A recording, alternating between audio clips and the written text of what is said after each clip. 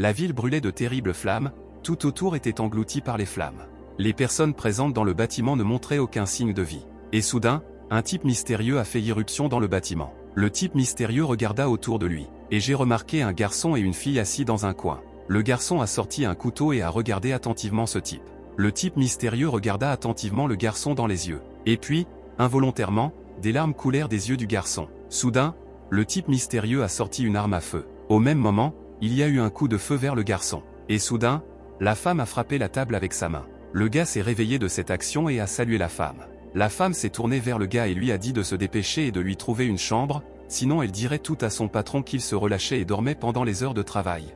Le gars a dit à Miss Tao qu'il lui trouverait immédiatement une chambre libre. Le gars s'appelait Fanzichan, il travaillait de nuit à la réception de l'hôtel. Il travaille ici depuis qu'il est arrivé à G-City. Le gars lui a donné les clés de la chambre 206. Et il l'a complimenté et a dit qu'il avait l'air bien aujourd'hui. Miss Tao l'a remercié et lui a demandé s'il pouvait l'aider à soulever ses affaires. Le gars a accepté avec joie de l'aider. Travailler de nuit était très fatigant. En plus de nettoyer les chambres, le gars devait transporter certaines affaires des invités. Parfois toutes sortes de gens y venaient. Un homme et une femme sont immédiatement entrés dans l'hôtel, le gars les a salués. Les deux étaient des clients fréquents de leur hôtel. Le gars était très jaloux de cet homme. Pendant les heures de travail, de nombreux invités venaient le voir. Le gars vivait comme ça jour après jour. Il semblait au gars que c'était devenu trop calme, mais c'était ce à quoi il s'efforçait. Et puis soudain la porte d'entrée s'est ouverte. Le mec a tout de suite pensé que c'était elle qui était venue. Une belle fille est entrée dans l'hôtel et elle a demandé au gars qu'il semblait très fatigué d'avoir travaillé toute la nuit. Le patron est revenu à l'hôtel le matin et lui a apporté quelque chose à manger. La jeune fille a dit qu'après le petit déjeuner, elle pourrait retourner dans sa chambre et se reposer. La jeune fille lui a demandé de manger lentement, sinon il pourrait s'étouffer avec sa nourriture. Le gars était d'accord avec elle avec joie. Cet hôtel a été ouvert par Boss et son mari. Mais à cause de l'accident, Boss est devenue veuve et elle dirige désormais seule l'hôtel. Le gars pensait que cette fille était non seulement attentionnée et gentille, mais qu'elle avait aussi une silhouette parfaite. Elle était la véritable déesse dans ses pensées. La fille a demandé à Jishen s'il avait une fille qu'il aimait. Jishen fut très surpris par ces paroles. Il a demandé pourquoi elle posait cette question si soudainement. Elle a dit qu'elle avait simplement demandé parce qu'elle s'intéressait à la façon dont il vivrait plus longtemps s'il n'y avait pas d'hôtel. Elle lui a demandé où il vivrait sans hôtel. Le gars a dit que s'il n'y avait pas d'hôtel, il continuerait à travailler pour elle. La fille a ri et a dit que c'était un garçon stupide et qu'il n'avait pas encore trouvé quelque chose à faire dans la vie. Jishen lui a demandé pourquoi elle avait soudainement commencé à parler de la vie sans hôtel, et qu'elle faisait vraiment allusion à son licenciement. Elle a dit qu'il était un bon travailleur et qu'elle n'avait aucune raison de le licencier. Mais elle a ajouté que les agents immobiliers du groupe White Shark lui avaient parlé à plusieurs reprises de la démolition de l'hôtel. Elle a dit qu'il voulait tout acheter dans cette rue afin d'y construire un bâtiment à grande échelle. Le gars lui a demandé de ne pas désespérer et a dit que leur hôtel ne serait pas démoli comme ça. La femme a déclaré qu'elle avait de nombreux souvenirs de son mari associé à ce lieu. Elle a dit qu'il était parti depuis plusieurs années et que rien ne pouvait rester pareil, car les gens changent constamment. La femme a demandé au gars de se changer aussi et de se trouver un autre endroit. Elle a dit que si on lui proposait un bon prix, elle vendrait l'hôtel et rentrerait chez elle. Jishen était très bouleversé par cette nouvelle soudaine. Jishen s'allongea sur le lit et réfléchit à tout ce qui s'était passé. Il pensait que si Boss quittait vraiment cet endroit, la suivrait-il? Mais il pensait qu'il n'était même pas son petit ami, qu'elle ne l'aimait même pas à cet égard, et qu'il ne deviendrait probablement qu'un fardeau pour elle. Jishen était allongé là et ne pouvait pas oublier les mots qu'elle avait prononcés. Il pensa que même si elle l'aimait bien, elle ne lui dirait toujours rien et commença à fermer les yeux. Pendant ce temps, Boss était assis à l'hôtel. Mais ensuite la porte d'entrée s'est soudainement ouverte. Le patron a accueilli des visiteurs inattendus. 3 hommes se sont tenus devant elle et lui ont demandé si elle était mademoiselle Shu Jiao. L'homme a dit qu'il s'appelait Ren Qiao et qu'il appartenait au requin blanc, et a demandé s'il pouvait parler. Une femme a posé une tasse de thé sur la table, et elle a commencé à lui dire que ces gens étaient déjà venus la voir et lui avaient proposé de l'argent pour la démolition de l'hôtel, et qu'ils offraient moins de 20% de la valeur marchande. L'homme a déclaré que les fonds pour la démolition sont évalués par leurs experts du marché immobilier et qu'ils sont sans aucun doute dignes de confiance. Il a dit que le prix du marché montait et descendait constamment. L'homme lui a tendu un morceau de papier et lui a dit qu'il avait apporté un contrat qu'il a personnellement vérifié. Il a dit qu'il ne voyait pas à quel point ils étaient sincères. La femme était très surprise. Elle a demandé pourquoi le montant indiqué ici est inférieur à celui proposé précédemment. Elle a dit qu'elle avait entendu dire qu'ils utilisaient la fraude et l'intimidation pour obtenir des bâtiments à des prix très bas, mais elle ne s'attendait pas à ce que cela soit vrai. L'homme a dit à mademoiselle Chou que la plupart des bâtiments de cette rue avaient déjà été achetés par eux et lui a dit de ne pas essayer de profiter de l'occasion pour augmenter le prix. L'homme l'a menacée en lui disant qu'elle ferait mieux d'accepter cet accord, sinon il devrait prendre les mesures nécessaires. Elle a dit qu'elle accepterait cet accord et que c'était la fin. La femme leur a demandé de partir et leur a dit qu'elle devait continuer à travailler à l'hôtel. Mais soudain l'homme lui saisit la main. Elle lui a demandé avec surprise, que faisait-il? L'homme a ordonné de fermer la porte et a dit qu'il voulait parler en privé avec mademoiselle Chou. Pendant ce temps, Jichen dormait aussi sur son lit. Il a entendu la voix d'une femme qui lui a demandé de la laisser partir. Et puis soudain le gars a ouvert les yeux. 2 hommes ont détenu madame Chou et elle a dit que s'il ne la laissait pas partir, elle appellerait la police. L'homme lui a posé une question et lui a demandé si elle savait comment il traitait ceux qui s'en tenaient à leurs armes et commençaient à augmenter les prix. Il a dit qu'il faisait juste regretter aux gens d'être si gourmands.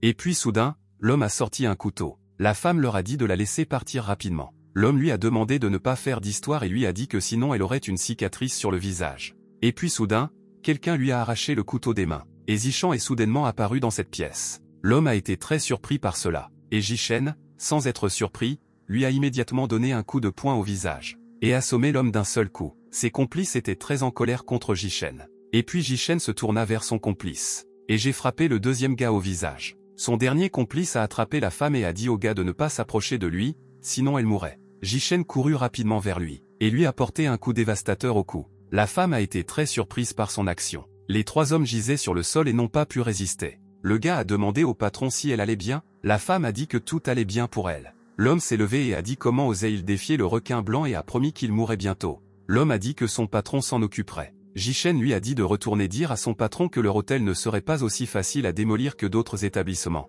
Il a déclaré qu'il les attendrait et qu'il ne reculerait pas jusqu'à ce qu'ils offrent des conditions favorables. L'homme a dit à ses garçons qu'il partait. La femme était surprise que Jichen puisse si bien se battre. Elle l'a remercié et lui a dit que heureusement il était arrivé à l'heure. Le gars a répondu qu'il connaissait juste un peu les techniques de Kung Fu. Le gars a dit qu'elle ferait mieux de rentrer chez elle jusqu'à ce que tout soit réglé à l'hôtel. Mais elle a répondu qu'elle n'avait pas peur d'eux et qu'au contraire, elle souhaitait rejoindre les propriétaires d'autres établissements et discuter d'un plan d'action ultérieur. Le gars a dit que c'était trop dangereux, mais Miss Chou a dit qu'avec lui, elle n'avait rien à craindre. Le gars était très heureux d'entendre les mots. Pendant ce temps, l'homme est retourné à son quartier général. Et puis tout à coup, un coup violent a été porté au visage de l'homme. Il s'est effondré au sol après que son patron l'ait frappé avec une matraque. Shen Y était le directeur régional du requin blanc, et il a dit à l'homme qu'il était une personne inutile et lui a demandé pourquoi il était revenu les mains vides. Ses complices ont dit au manager que les compétences du gamin étaient vraiment quelque chose et lui ont demandé d'envoyer plus d'une douzaine de leurs hommes pour s'occuper de lui. Ils ont dit qu'ils n'avaient même pas eu le temps de remarquer le gars, et ils les avaient déjà assommés. Shen Y a dit que les gens ne sont pas à l'abri des accidents et qu'ils devraient être sages et en profiter. Ses subordonnés lui ont demandé s'il voulait vraiment déjouer le gars. Pendant ce temps à l'hôtel local, la femme a pleuré et a dit qu'ils avaient mis un serpent dans son magasin et lui ont dit d'ouvrir une animalerie et de prendre soin d'eux. Un vendeur d'épicerie a déclaré qu'on lui avait planté un rat et que ses produits ne devaient pas être consommés, effrayant ainsi tous les clients. Un gars du coin a déclaré que les représentants du requin blanc avaient kidnappé sa petite sœur après l'école et avaient fait chanter sa famille. Tous ces hommes d'affaires en colère se sont rassemblés au même endroit avec Jichen et Boss. Les gens leur ont dit qu'ils essayaient d'attirer les journalistes vers cela mais ils se sont tous révélés être des lâches. Le patron a dit qu'ils avaient fait trop de mauvaises choses. Jichen a déclaré qu'il avait enregistré toutes leurs paroles sur son téléphone et qu'il rédigerait un rapport et le remettrait à la police. Tous les gens étaient d'accord avec Jichen et disaient qu'ils avaient de l'espoir pour lui. Le gars a dit que s'ils avaient tout décidé, ils pourraient déjà se séparer, et elle a dit qu'il le lui ferait savoir s'il y avait des nouvelles. La patronne a dit qu'elle ne voulait pas faire toute une histoire avec une montagne, mais il lui semblait que la situation était déjà trop mauvaise. Jichen a dit qu'il l'avait mise en danger et qu'il leur montrerait à tous qui est qui. La femme a dit avec embarras à Jichen qu'il s'avère qu'il tient tellement à elle. Le gars a répondu qu'elle prenait toujours soin de lui et qu'il prendrait bien sûr soin d'elle. Et puis le gars a dit qu'il avait déjà faim, et la femme a proposé de commander à manger pour la soirée. Et puis soudain, un gars en uniforme de coursier est apparu devant Jichen et lui a demandé s'il pouvait savoir où se trouvait mademoiselle Chou Jiao. Le gars a dit qu'il avait un colis pour elle. La femme a été très surprise et a dit qu'elle n'avait pas encore passé la commande, mais qu'il avait déjà apporté la nourriture. Le coursier a souri et a dit que c'était le propriétaire du magasin de nouilles qui lui avait demandé de lui apporter des nouilles, et a dit qu'elle avait été occupée toute la journée et qu'elle voudrait probablement manger des nouilles. Jichen a dit que ce propriétaire était si gentil et s'est rappelé que le même homme les avait récemment quittés. Le coursier lui a demandé de ne pas déposer le colis. Jichen a dit à Boss qu'il n'avait plus besoin de commander quoi que ce soit. Pendant ce temps le coursier leur a dit au revoir et est parti. Le coursier s'est dirigé vers une voiture à l'arrêt. Et il a dit au manager qu'il avait tout fait comme il l'avait dit. Le directeur était content et a déclaré que la substance agirait sur eux dans une demi-heure, puis il a ordonné à ses subordonnés de les livrer à l'entrepôt du requin blanc. Pendant ce temps, dans un entrepôt loin de la ville, le représentant du requin blanc a battu Jichen sans pitié avec un coup de poing américain. Il a dit qu'il était déjà fatigué de le battre et qu'il ne s'était toujours pas réveillé. Peu importe comment ils l'ont battu, le gars n'a pas réagi du tout et ensuite ils ont pensé qu'il était peut-être déjà mort. Mais le gars a fait quelques bruits et ensuite ils ont réalisé qu'il était définitivement toujours en vie. Le représentant a déclaré qu'il continue de ronfler comme si de rien n'était. Pendant ce temps, dans un endroit sombre, le patron Chou gisait inconscient dans une pièce sombre. Et soudain la femme s'est réveillée. Et soudain, sautant de son siège, elle se mit à chercher Jichen. La tête de la femme martelait, mais elle ne comprenait pas ce qu'était cet endroit. Et soudain, 2 énormes projecteurs ont clignoté devant elle. Et ainsi ils ont aveuglé la femme. Le gars a dit à Miss Chou qu'elle s'était enfin réveillée. L'homme a dit que c'était leur entrepôt et que personne ne les dérangerait ici. La femme a demandé qui il était et que voulait-il faire. L'homme s'est présenté et a déclaré qu'il était le directeur régional de l'organisation Requin Blanc. Et la personne qui se tient à ses côtés est le meilleur opérateur de son organisation. Le manager a dit que le caméraman la filmerait. La femme a déclaré qu'ils avaient déjà enfreint la loi en l'enlevant, qu'elle appellerait certainement la police et qu'il serait bientôt arrêté. Le directeur lui a demandé si elle voulait vraiment appeler la police, et il a dit que bientôt elle n'aurait même plus la force de se tenir debout, et encore moins d'appeler qui que ce soit. La femme voulait s'enfuir de là. Mais soudain, elle s'est écrasée sur un homme. La collision a fait tomber la femme au sol. Et elle a remarqué qu'elle était entourée de quelques hommes. L'homme a dit qu'ils allaient maintenant s'amuser beaucoup. Le manager a dit au gars qu'il savait comment effrayer une fille. Le manager a dit à la fille qu'elle n'aurait pas dû s'impliquer avec eux et a dit que ces gars s'amuseraient avec elle lentement et pendant longtemps. Et enfin, le manager a dit de faire savoir à tout le monde ce qui arrive à ceux qui s'opposent à l'organisation des requins blancs. Pendant ce temps, Jichen se souvenait de sa conversation avec son père, où il avait dit un jour à son père qu'il aimait les lions, car ils sont les animaux les plus forts, et le père a répondu que s'il devait choisir un animal, il choisirait le blaireau à miel.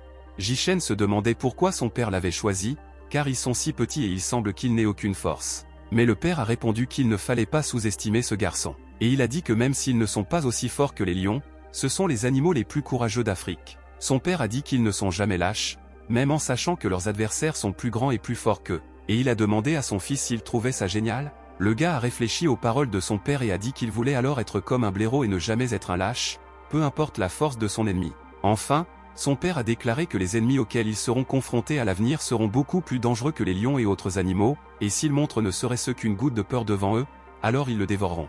Et petit à petit, le gars a commencé à reprendre ses esprits. Les gens debout se demandaient si le manager avait déjà commencé. Ils étaient désolés de rater tout le plaisir, car on leur avait ordonné de s'occuper de ce type. L'un d'eux dit qu'ils en avaient déjà fini avec lui et lui proposa d'aller rejoindre les autres. Mais soudain Jichen l'attrapa par derrière. L'homme a été très surpris de la façon dont ce type était capable de se lever et s'est demandé, n'était-il pas attaché? Jichen a demandé au gars où il était, et pourquoi s'est-il réveillé ici? Jichen a demandé d'où venait-il. Jichen ne comprenait pas pourquoi il était couvert de coups et de sang, et même ses vêtements étaient déchirés. Les gens debout se demandaient si ce type venait vraiment de se réveiller, et s'il dormait simplement, alors pourquoi ne pouvait-il pas le réveiller pendant tout ce temps? Et puis Jichen s'est rendu compte que lui et le patron s'étaient évanouis après ce repas, et a demandé ce qu'ils faisaient. Jichen a demandé si c'était des requins blancs, et leur a dit de lui dire rapidement où se trouve son patron. Et puis les représentants du requin blanc ont décidé qu'ils devaient abattre ce type tout de suite. Ils ont attaqué Jichen en masse. En réponse, Jichen les regarda d'un air décisif. Pendant ce temps, les choses se déroulaient dans l'entrepôt du requin blanc. Le patron Chou a dit aux hommes de ne pas l'approcher. L'homme lui a dit de ne pas s'inquiéter et qu'ils termineraient leurs affaires rapidement. Et puis la femme a crié et a demandé de l'aide. Et soudain un rugissement assourdissant se fit entendre derrière le gérant. Le manager a été très surpris et a demandé comment il était arrivé ici. Jichen regarda le manager avec un air sérieux. Le patron Chou était content d'être en vie. Le manager a dit que depuis que le gars est arrivé ici, qu'a-t-il fait des gens qui le surveillaient? Jichen a dit que ces gars ont bien résisté. Mais il a dû leur donner quelques leçons pour qu'ils sachent où ils se trouvaient. Jichen a dit qu'ils étaient vraiment des racailles, et comment osaient-ils kidnapper et agresser une fille sans défense? Jichen a simplement demandé de laisser partir son patron et de lui demander sincèrement pardon, et peut-être qu'ensuite il les laissera partir. Le directeur lui a dit, ne peut-il pas voir combien de ses employés sont ici? Mais le gars a résolument répondu que même des centaines de ces gens ne seraient pas en mesure de le gérer. Jichen a dit au manager que c'était sa dernière chance de laisser partir la femme. Mais ensuite le manager a ordonné à ses gars de le couper en morceaux et de le jeter à la rivière. Et aussitôt tout son peuple entoura Jichen de tous côtés. Et puis l'un d'eux s'est précipité sur Jichen avec un couteau. La femme lui a dit de la laisser ici et de courir. Et puis un représentant du requin blanc a failli l'attraper par derrière avec son couteau. Mais soudain Jichen se retourna. Et j'ai frappé ce type au ventre de toutes ses forces. Le gars est tombé au sol de toutes ses forces. Et après cela, Jichen a attiré l'attention de la femme sur lui. Et il a admis qu'il l'aimait depuis longtemps. La femme a demandé de quoi il parlait. Jishen a déclaré que dès le premier jour de son arrivée dans cette ville, il avait vu son offre de recrutement et avait décidé de trouver un emploi chez elle. Et puis quand il l'a vue pour la première fois, elle était si belle, douce et gentille. Et plus tard, il s'est rendu compte qu'elle était très attentionnée. Elle lui a donné une chaleur qu'il n'avait jamais ressentie auparavant. Il savait qu'elle le traitait comme un petit frère. Mais puisqu'elle a pris soin de lui, cela veut dire qu'il prendra soin d'elle. Jishen a demandé à la femme de répondre à sa question. Il a demandé à Shu Jiao si elle serait sa petite amie quand il sortirait de là. La femme a versé des larmes et a accepté sa proposition. Jishen était très contente de sa réponse. Les requins blancs autour de lui sont devenus fous et lui ont dit comment il osait s'en prendre à la fille en face d'eux, et qu'il ne leur prêtait pas du tout attention. L'homme a traité Jishen de monstre et lui a lancé un coup, mais ensuite, il reçut un coup de représailles immédiat au visage de Jishen. Jishen a demandé de ne pas perdre son temps et qu'il sorte d'ici. Le manager s'est dit, ce gamin n'a-t-il pas peur de mourir? Et après ces mots, un massacre a commencé dans l'entrepôt. Les autres subordonnés du requin blanc ont été horrifiés par ce qu'ils ont vu. Jishen a demandé, qu'est-ce qu'ils peuvent faire? Il a tué presque tous les membres du groupe. Les subordonnés restants ont déposé les armes. Ils se sont agenouillés et ont supplié Jishen de les laisser partir et ont dit qu'ils n'étaient que des voyous embauchés. Jishen a dit au directeur que ces hommes avaient déjà abandonné et qu'il était temps d'abandonner et de l'accompagner à la police. Le manager a ri et a dit qu'il était vraiment incroyable et qu'il avait tué tout son personnel à lui seul. Mais il a dit que Jishen pense vraiment que cela suffira à le vaincre. Et soudain, il a sorti une arme par derrière. Et il a dit que sa force n'avait pas d'importance, et il a dit qu'il ne serait toujours pas capable de résister au tir. Le manager a dit que le gars était sur le point de recevoir une balle dans le front. Jishen regarda le manager. Le manager a pointé son arme sur lui. La jeune fille a demandé au manager de ne pas tirer sur le gars et a dit qu'elle ferait tout ce qu'il dirait, si seulement il les laissait partir. Elle a dit qu'elle lui donnerait son hôtel, elle-même et tout ce qu'il voudrait, mais seulement pour qu'il le laisse partir. Le manager a souri et a dit qu'il prendrait tout ce qu'elle avait. Il a dit qu'il voulait tout prendre et a soudainement tiré sur le gars. Mais soudain, le gars a esquivé la balle. Le manager n'arrêtait pas de lui tirer dessus. Mais Jishen a continué à esquiver les balles. Le manager s'est demandé comment esquiver les balles. Il a continué à tirer et à dire au gars de mourir. Mais le gars s'est approché de lui et lui a dit que lui seul mourrait ici. Et puis il a frappé le manager au ventre de toutes ses forces. Jishen a dit quel genre de Shu Jiao est-il? Et puis il a porté un coup écrasant au visage, et immédiatement le manager est tombé au sol. Le manager gisait inconscient devant Jishen. Les autres subordonnés ont déclaré que le manager avait perdu et qu'il était temps pour eux de partir d'ici. Le gars a dit que tout allait bien maintenant. Shu Jiao a couru vers Jishan, et je l'ai serré dans mes bras de toutes mes forces. Elle a demandé à Jishen de ne plus agir de manière aussi imprudente. Le gars était d'accord avec elle et a promis de ne plus recommencer. Mais soudain elle embrassa Jishen. Après l'incident, ils sont retournés à l'hôtel. Jishen dormait sur le lit. Il a suffisamment dormi et a commencé à se réveiller. Il n'y avait personne près de lui et il supposait que Shu Jiao s'était déjà réveillé. Jishen se leva et pensa que maintenant il aurait enfin une vie idéale. Le gars s'est soudainement retourné. Et j'ai remarqué qu'il y avait du papier sur la table. Le gars a pris le papier et a pensé que Shu Jiao était vraiment parti. Il y avait une note de Shu Jiao. Elle a dit qu'elle avait vendu l'hôtel et qu'elle était partie, et avait laissé au gars un chèque de 100 000 yuan. Elle a écrit que lorsque Jishen lira cette lettre, elle se rendra déjà dans sa ville natale en train, et elle a dit que pour régler cet incident, le requin blanc a accepté de payer 20% de plus que la valeur marchande à tous les établissements pour la démolition de bâtiments, et que d'autres dirigeants ont également accepté. Elle a dit qu'à partir de ce jour, l'hôtel deviendrait la propriété de l'organisation des requins blancs et que ces 100 000 yuan devraient lui suffire pour trouver un nouveau logement. Elle a dit que c'était une très bonne personne et qu'elle ne le méritait pas, et qu'à l'avenir il rencontrera certainement une fille meilleure qu'elle. Mais elle se souviendra toujours de lui, avec amour Shu Jiao. Pendant ce temps, un homme est arrivé et a scellé cet hôtel. Jishen n'a jamais pensé qu'il pourrait perdre tout ce qu'il avait du jour au lendemain. Il pensait que Shu Jiao était si cruel qu'elle ne lui a même pas laissé son numéro de téléphone. Il pensait qu'il devait d'abord amortir son argent et se trouver un nouvel endroit où vivre. Pendant ce temps, une voiture s'est arrêtée près de la banque. Un homme masqué surveillait de près cette banque. Son complice l'a informé que les routes étaient ouvertes à ce moment-là et qu'il pouvait démarrer immédiatement. L'homme a douté et a demandé à son complice, « Est-ce que ça vaut vraiment le coup? Nous l'informerons que dès qu'ils réussiront, ils s'envoleront immédiatement à l'étranger et s'organiseront une vie luxueuse. » Ils étaient assis dans la voiture et l'homme a dit que leur cible était apparue. Soudain, une énorme voiture s'est arrêtée devant la banque. Et est sortie une fille glamour avec des lunettes. La jeune fille a salué le président Lee. Elle a dit qu'il pouvait avoir confiance en sa sécurité puisqu'elle le protégerait personnellement. Lee était d'accord avec elle. Ils sont tous entrés dans la banque et l'employé de la banque a dit au président Lee d'y aller. Elle a ordonné aux deux gars de rester ici. Ils furent immédiatement d'accord avec elle. La jeune fille et le président Lee sont arrivés devant un énorme coffre-fort en métal. Un employé de banque a ouvert le coffre-fort et a demandé au président Lee d'entrer. Le président Lee a trouvé la cellule dont il a besoin. Et j'ai ouvert le casier devant l'employé. il en sortit une petite boîte rouge. Cette boîte contenait 5 morceaux de tissu déchiré. La jeune fille a demandé si ces morceaux de tissu déchiré coûtaient vraiment 50 millions. Le président Lee a demandé à mademoiselle Kiao si elle pensait que ces timbres étaient beaux. Elle a répondu qu'elle était une simple ouvrière et qu'elle ne comprenait pas vraiment cela, et qu'elle savait seulement qu'ils étaient très rares et très chers. Le président Lee a déclaré qu'il avait voyagé partout dans le monde pour collecter ces 5 timbres. Il est dans le nord et le sud depuis plusieurs décennies et maintenant il ne peut plus les mesurer en argent. Il a dit que ces timbres étaient ses trésors et qu'ils ne survivraient pas si quelque chose leur arrivait. La jeune fille lui a demandé de ne pas s'inquiéter et lui a dit qu'avec leur protection, son trésor serait totalement en sécurité. Elle a dit au président Lee qu'il était prêt à donner une partie de son cœur à l'exposition culturelle et l'a qualifié de véritable exemple d'entrepreneur. Lee a dit que s'il n'avait pas perdu contre le pharaon au Mahjong, il n'aurait jamais donné les timbres.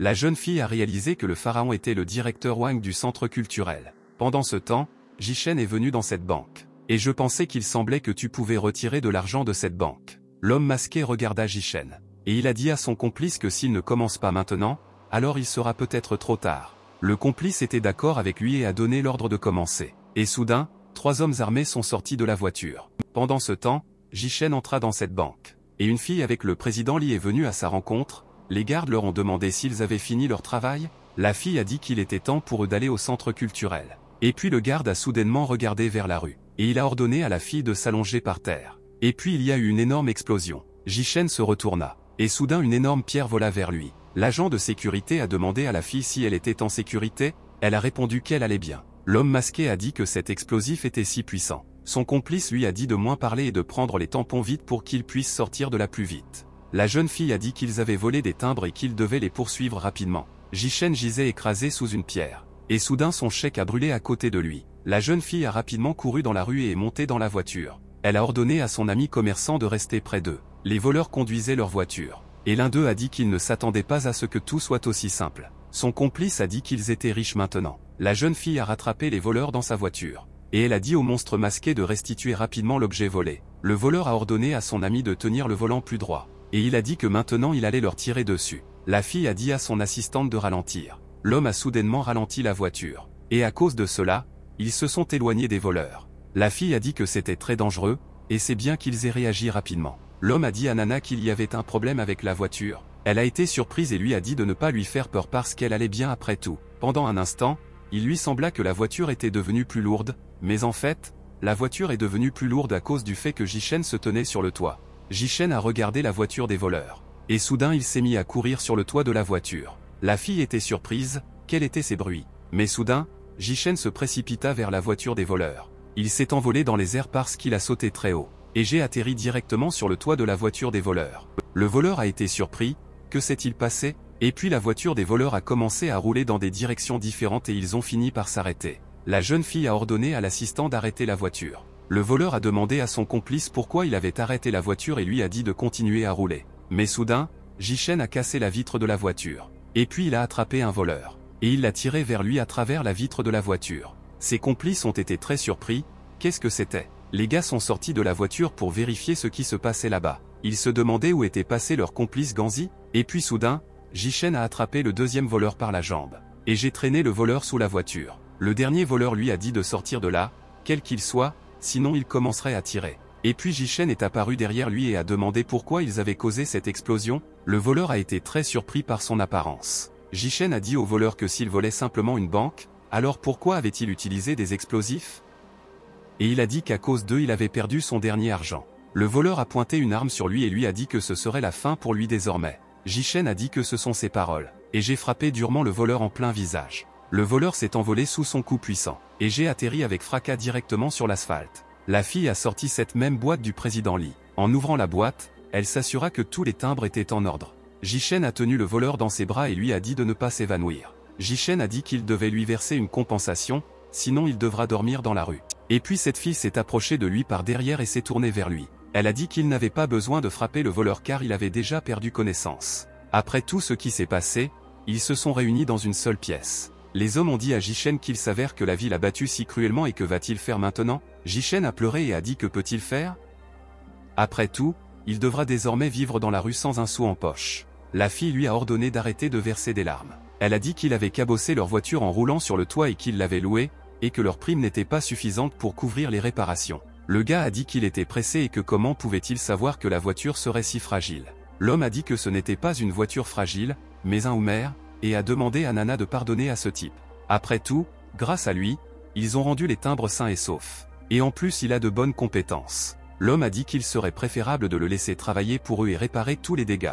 Le gars a dit qu'il cuisinait et faisait bien le ménage et a demandé à le laisser travailler pour eux. Nana a répondu à l'homme qu'il ne connaissait pas leur situation. L'homme a demandé à Nana de l'écouter. Et il a dit que les compétences du gars sont très bonnes et qu'avec lui, ils pourront peut-être faire face à des tâches plus complexes. Nana pensait qu'il n'avait pas reçu de grosses commandes depuis longtemps. Et puis le deuxième assistant de Nana a dit que ce type leur convenait parfaitement. Nana pensait que ses deux assistants, Oncle D et troisième frère, étaient déjà vieux et qu'ils ne rajeunissaient pas avec les années. La femme pensait que si ce garçon les rejoignait, il pourrait combler leurs lacunes et que peut-être que le prendre serait en fait une bonne décision. La femme a décidé et a dit à Jichen qu'il pouvait travailler pour eux. Jichen a demandé « Que dois-je faire maintenant ?» L'homme sourit et dit à Jichen que cet endroit serait désormais sa deuxième maison. Mais le gars avait le sentiment qu'il venait d'être trompé. Nana a dit que si tout est décidé, alors il est temps pour eux de lui donner leur uniforme.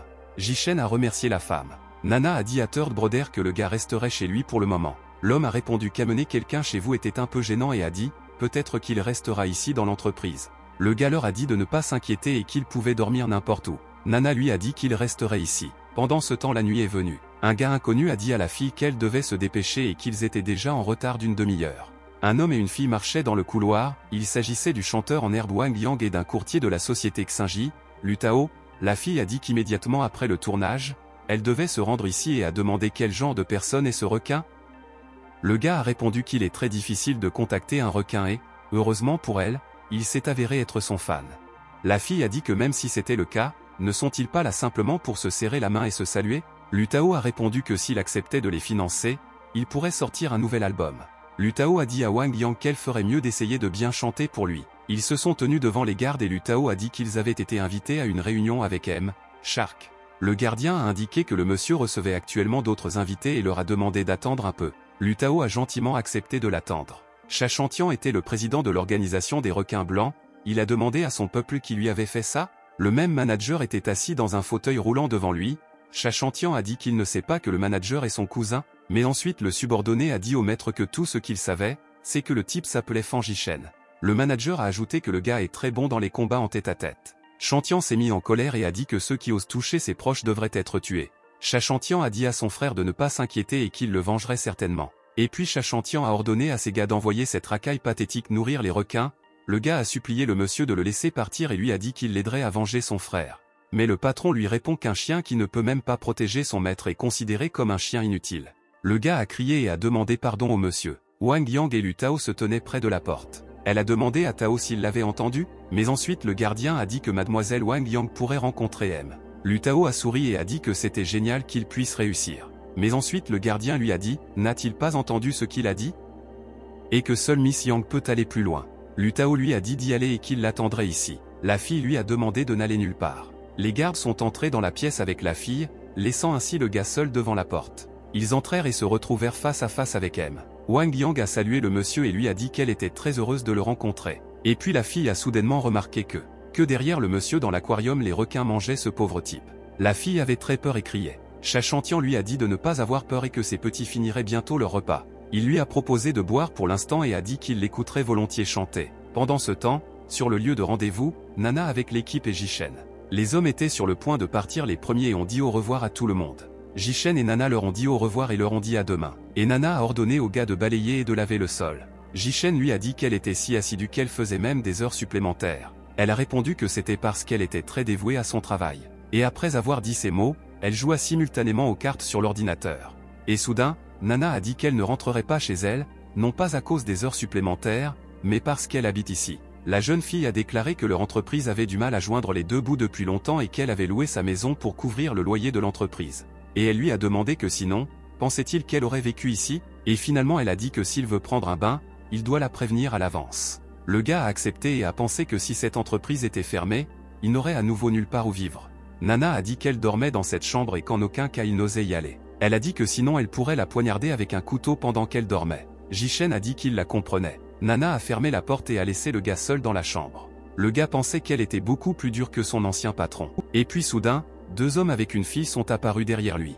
La femme s'est excusée et lui a demandé s'il était un employé de Pipi Sécurité. Jishen a répondu qu'il était un employé de cette entreprise. Jishen a demandé si elle voulait leur service. Je n'ai pas dit qu'il appellerait son patron maintenant. La fille a ordonné à ses garçons d'agir. Jishen a été très surpris par les mots prononcés par la fille. Et puis soudain, 2 hommes ont voulu frapper le gars. Mais Jishen a réussi à attraper son poing volant. Et puis il a attrapé la jambe volante du deuxième homme. Jishen les tenait tous les deux et regardait cette fille. La fille pensait qu'ils bloquaient très bien leur coup. Mais ensuite ces hommes ont encore essayé de frapper le gars. L'un d'eux a reçu un coup de représailles soudain au ventre. La fille a vu tout cela et a applaudi le gars et lui a dit que c'était merveilleux. La fille ne s'attendait pas à ce qu'il y ait un vrai maître dans une si petite entreprise. Jishen lui a demandé si elle était une représentante de l'organisation des requins blancs. La fille lui a répondu qu'il avait mal compris quelque chose et a dit qu'il n'était pas de l'organisation des requins blancs, mais de Tinlon, groupe. Jishen a frappé à la porte de son patron. Et il lui a dit d'ouvrir la porte et qu'il avait une excellente nouvelle. Elle a répondu qu'elle était occupée maintenant et qu'il lui raconterait tout demain. Mais le gars a dit que cette fois, ils avaient un client très généreux et qu'il ne pouvait pas le manquer. Il a attrapé la poignée de porte et l'a cassée. Jishen entra dans sa chambre et dit qu'il n'aurait plus à se soucier de l'argent. Le gars a immédiatement demandé pardon et a déclaré qu'il n'avait pas cassé la porte exprès. La femme lui a dit de sortir de là. Et elle l'a frappé au visage avec son poing aussi fort qu'elle le pouvait. Le gars lui a montré un reçu de cette entreprise. La fille a dit que ce chèque était d'1 million. La fille a demandé s'ils étaient vraiment de Tinlon Group. Le gars a répondu qu'il lui avait dit que s'ils accomplissaient cette tâche, il signerait immédiatement le chèque. La femme a demandé qu'est-ce qu'ils ont dit d'autre. Mais le gars a répondu que ce n'était rien. Jishen a demandé ce que Tinlon le groupe est riche.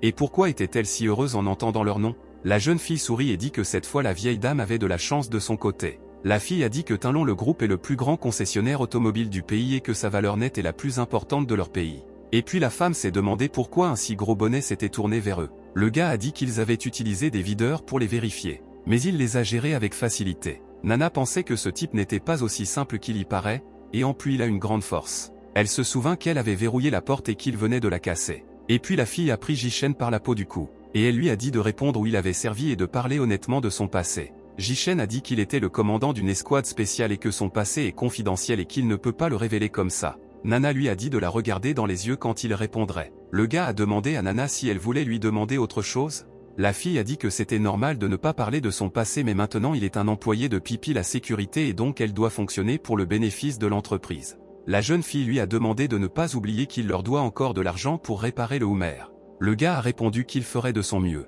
La fille a dit que le gars était de bonne humeur et lui a souhaité une bonne nuit de sommeil. Et elle a dit que demain un jour important les attend. Le lendemain, ils sont tous les 4 venus au bureau de la société Tinlon, groupe. Ils se sont tous assis et ont attendu leur tour à la réception. Nana a dit qu'une demi-heure s'était déjà écoulée et pourquoi personne ne les avait encore rencontrés. Les gars ont dit à la patronne qu'ils avaient de délicieux gâteaux ici et qu'elle aimerait les essayer. La fille a dit qu'elle arrêterait de manger et a dit que lorsqu'elle recevrait 1 million, elle organiserait un vrai festin. Et puis un homme s'est approché d'eux et a dit à Miss Kiao que tout était prêt et leur a demandé de le suivre. Mais l'homme a dit qu'elle ne pouvait emmener qu'une seule personne avec elle. Son assistante a dit à Jishen de l'accompagner. Mais son deuxième assistant a été surpris et a demandé pourquoi il ne l'avait pas envoyé. Il a dit que ce n'était que le premier jour de travail de Jishen, et que ferait-il en cas d'urgence? Mais ensuite l'homme a répondu au troisième frère que l'argent était du Tinlon, le groupe n'est pas si facile à trouver et parmi eux, Jishen était le gars le plus compétent. Nana et Jishen ont suivi cet homme. Nana a demandé aux gars de rester proches. L'homme les a emmenés dans une pièce et leur a dit d'y entrer. Ils sont immédiatement entrés dans cette pièce. Et nous avons été très surpris. Que se passait-il ici? Elle a vu le représentant de Fulon Sécurité. Et aussi un représentant de Panda Sécurité. Le représentant de Tianwei la sécurité était également assise là. Elle pensait qu'il semblait que toutes les sociétés de sécurité célèbres de la ville s'étaient rassemblées ici. La fille a été surprise qu'il soit vraiment invité aussi. Et le gars pensait que seul était invité. Et puis à côté d'eux quelqu'un a dit une phrase que même ce chat en lambeaux de Pipi la sécurité s'est également invité ici. Nana a reconnu la personne qui a dit cette phrase. Il était Grand Ours et Suyutu, Grand-Père a dit qu'il ne s'était pas vu depuis longtemps. Suyutu a demandé à la fille où se trouvaient ces vieux handicapés et lui a dit qu'elle les avait emmenés et échangés contre un jeune homme. Elle a fait un clin d'œil au gars et l'a salué, le traitant de beau. Le gars l'a salué en retour. Mais soudain, Nana l'a frappé au ventre avec son coude. Elle a dit à Jishen que s'il flirtait à nouveau avec Suyutu devant elle, elle le tuerait immédiatement. Nana a dit à Suyut de ne pas penser qu'elle la vaincrait cette fois parce que tout son peuple n'était pas avec elle. Elle a dit qu'elle ne se souciait pas des sales tours qu'il jouait. Suyutu a ri et a dit, pense-t-elle vraiment qu'elle se soucie d'elle? Grand-Père a dit qu'il n'aurait même pas besoin d'utiliser de sales tours pour vaincre quelqu'un comme elle et qu'elle ne pouvait que blâmer sa propre faiblesse. La jeune fille a répondu qu'elle était désolée que ses subordonnés aient faim. Suyutu s'est approché de Nana et lui a dit que la prochaine fois, elle ne devrait pas se tenir près d'elle, sinon tout le monde verra la différence entre eux, faisant ainsi allusion à sa petite taille. Nana s'est fâchée et a dit qu'elle était vraiment heureuse que cela soit devenu une grande chose.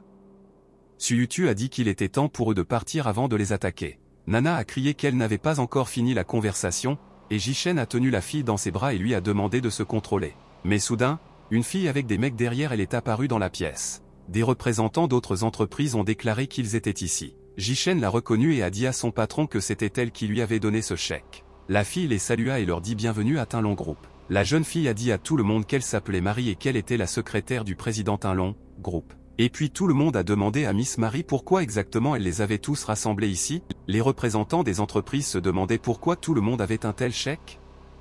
Ne voulait-elle pas simplement les voir?